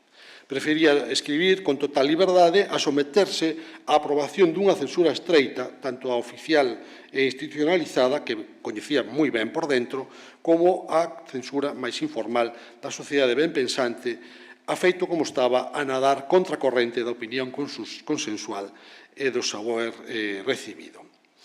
Pero se o noso autor desexaba que os seus textos quedasen inéditos, para que e para quen escribiu os 660 pliegos? A resposta tópica que dá a esta pregunta, obviamente finxida, é que escribía para si mesmo, para a súa propia instrucción e deleite. Solo por decir algo e por ningún outro fin, o hablando con claridad ingenua, por emborronar el papel y no por otra razón, me entremetí a escribir de lo que jamás había sido objeto de mi pluma ni de mi experiencia. De boca para fora, declaraba que non esperaba que os seus papéis lle sobrevivisen, pois pararían, como di noutro lugar, en coheteros, confiteros, tabaqueros e cartoneros que hubieren de herdar mis papeles. Agora, esas protestas de que emborrona os pregos únicamente para sí, porque non teñen que nos lea, forma parte dunha estrategia discursiva que lle permite manifestar as súas opinións coa súa característica franqueza, áspera e a veces cáustica, sobre todo cando entra en aspectos críticos e, desde logo, contundente cando se trata de defender o que el pensa que son os intereses de Galicia e dos galegos. Pero é obvio que non só que Sarmiento tiña lectores, sino que as súas obras estaban escritas con un público no seu horizonte, por máis restringido de que este fose no momento da súa redacción. Os presumibles lectores emerxen de cando en vez no texto dos 660 pliegos, pero xa desde o principio, só por citarvos referencias a lectores no primeiro tomo, vemos que hai un lector anónimo que está na mente de Sarmiento. Saciarase el lector vea el lector, coteje el lector, observe el lector, imagine el lector, no desgustará al lector, advierta al lector. Está claro que está pensando nun lector. Estas interpelacións a un lector impersoal que aparecen en todo o longo da obra, a vez que poñen en dúbida a ficción de que o seu texto é unha carta a un destinatario concreto, que como aparece ao principio, desmenten a súa afirmación de que escribe para sí propio. Ocasionalmente, os presupostos lectores do texto ou de partes del son citados de modo máis concreto. Ocorre, por exemplo, cos seus devotos amigos de Pontevedra, pero tiña tamén un círculo de lectores eruditos, gustosos dos seus escritos, como queda de manifesto cando se vera, con pouco disimilado orgullo, que quen goza dos seus escritos acepta de bo grado a súa intricada prosa, o que demostra que non é tan defectuosa. Mesmo cun punto de arrogancia e sen aparente ironía, atrévese a contradicir o máis evidente. Más peco de conciso que de largo e pesado. Apoiándose na opinión dos seus amigos lectores, permítese reivindicar o seu usus scribendi, e descalificando a quen o critica. Dicen que soy moi largo e pesado en mis escritos y que amontono digresiones. ¿Y quiénes lo dicen? Los que o no los han leído, y si sí, que se podrá dudar si poseían los requisitos para entenderlos. Si los entendiesen, ellos mismos verían lo que me quedó en el tintero, y que más peco de conciso que de largo y pesado. Podré testificar de algunos eruditos que vienen a favorecerme que, pidiéndome algunos pliegos míos para leer, han leído de una sola sentada y sin escupir 5 pliegos de esta mi letra de Cartapacio. Esto se compone muy mal con ser yo prolijo, pesado y molesto con digresiones y episodios. Los que más me censuran son los que menos me entienden. De feito, o seu público predilecto, que realmente apreciaba, eran estes eruditos que formaban parte do selecto círculo dos seus interlocutores e amigos, cos que intercambiaba noticias, discutía ideas e comentaba os textos. Pero, como acabo de decir, Sarmiento pensa tamén en lectores anónimos, tamén en lectores futuros que un día se interesarán polos seus papéis. O xa citado Joaquín Álvarez Barrientos afirma que Sarmiento proxectaba as súas propostas para el futuro de unha forma utópica, por perfecta, que se pueda relacionar con la de los arbitristas. É de supoñer que esperaría que os seus lectores futuros desculpasen o seu singular estilo de escritura a cambio de gozar da súa desenfadada prosa, da súa ardente elocuencia e da fascinación que irradian os chispazos dos seus pensamentos. En definitiva, que é a obra de 660 pliegos? O propio autor define reiteradamente como tumultuarios apuntamientos, extemporáneas memorias, confusos borrones, e apunta que non son sino un superficial bosquejo de la general instrucción que sin atarse a tiempo determinado se escribirá. A idea dun superficial bosquexo, dunha xeral instrucción, capta tanto a condición de mero esbozo, de ensaio, no primitivo significado que ten esta palabra de ensaio, de intento, daquel conxunto de anotacións como a súa vasta ambición enciclopedia, o seu carácter de compendio de preocupacións e intereses. É un ensaio entendido, por tanto, máis como tentativa de formular, de descubrir problemas que de propoñerlles solucións, ou polo menos solucións definitivas. Tamén é unha enciclopedia no sentido etimolóxico, vou ser tamén etimólogo neste caso, en kiklos paideia, a instrucción en círculo. Pero neste caso, como xa acabo de decir antes, mellor que en círculo sería decir en bucle, pois a roda non se pecha e os asuntos volven unha e outra vez. É un intento que non chegou a culminar, é un bucle en espiral que non se clausura, e nisto podería consistir a súa paradoxal congruencia. Deste xeito, nos 660 pliegos queda plasmada, se cadra mellor que ningún outro de seus escritos, a súa figura intelectual como polígrafo e grafómano. Voume, para rematar, referir brevemente ao problema de editar esta obra. Sarmiento, como dixen, redactou obra de 660 pliegos coa firme intención de non imprimila e, por tanto, non se tomou a molestia de porlle un título que adotase dunha identidade recoñecible.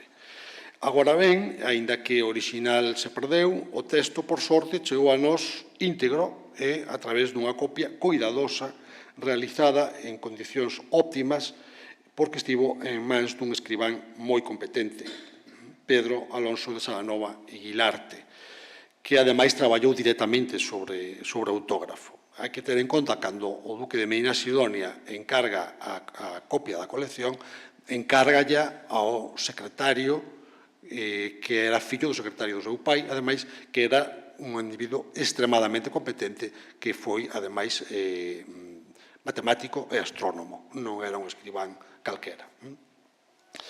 Supoñemos que foi este copista o que lle atribuiu o título de obra de 660 pliegos que trata de historia natural e de todo género de erudición.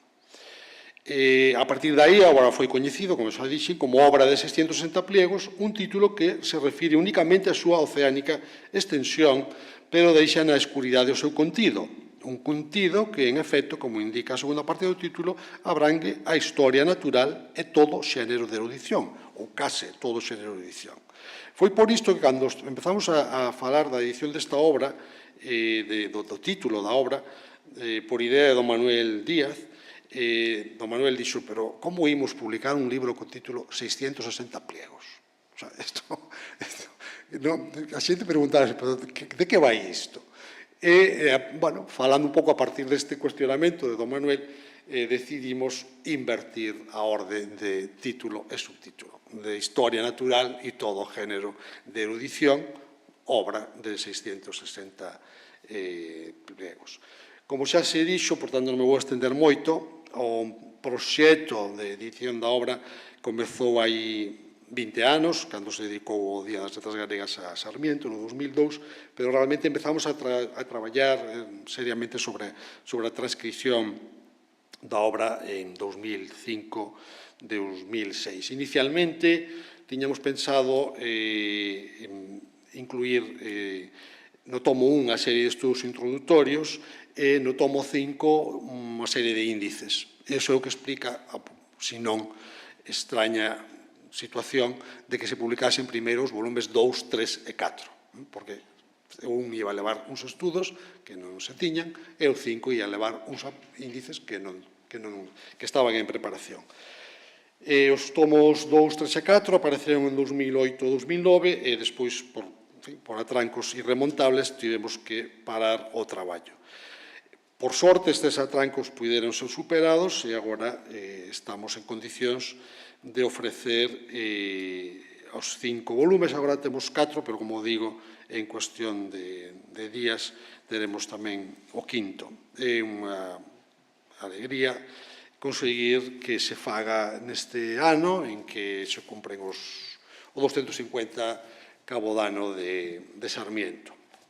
Como podedes imaginar, unha obra desta envergadura require, é unha obra dun equipo, é dicir, o meu nome está aí porque eu fui encargado realmente de coordinar unha serie de traballos, pero este traballo, detrás desta obra hai moita xente. Vou citar algunhas, por eso estou agora co volume 1, unhas das persoas e das institucións que é obrigado citar. En primeiro lugar, obviamente, o Consello da Cultura Galega e o Centro Superior de Investigacións Científicas, pero tamén o Instituto da Lingua Galega, que acolleu da súa sede o equipo de traballo.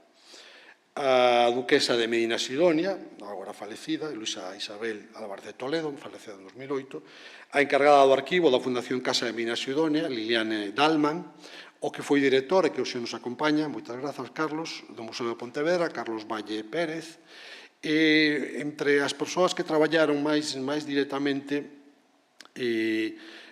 primeiro as técnicas do Consello de Cultura Galega, Beatriz Pérez Mosquera e Teresa Navarro Quinteiro, que nos acompañan hoxe aquí, que foron as encargadas de facer a reproducción digital do conxunto da colección dos 14 tomos que están en Medina Sidonia e dos 3 que están no Museo de Pontevedra. Estiveron, para que vos fagades idea do traballo, 2 meses en Medina Sidonia facendo a reproducción digital da colección.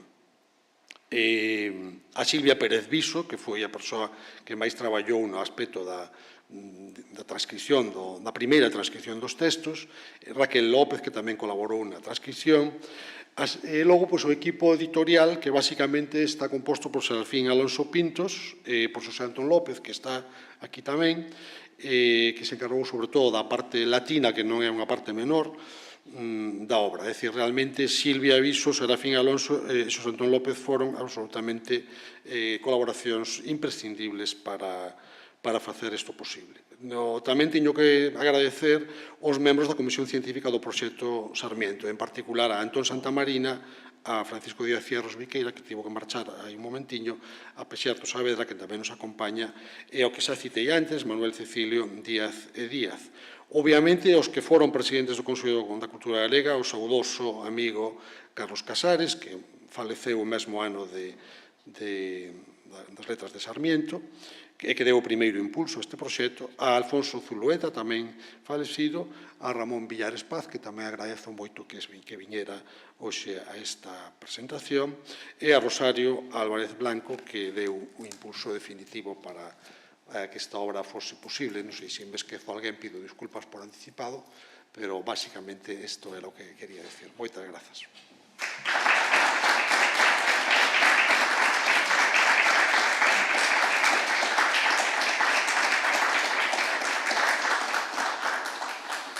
Non sei, señora presidenta, se procede ou non. Non damos preguntas? Se queredes algunha observación, pregunta, curiosidade. E se non, convídevos a empezar a ler con moito tempo por diante. E cando acabedes no primeiro volume estará o quinto, seguro xa. No prelo. Pois moitas grazas por virdes hoxe aquí tamén. Vémonos mañá.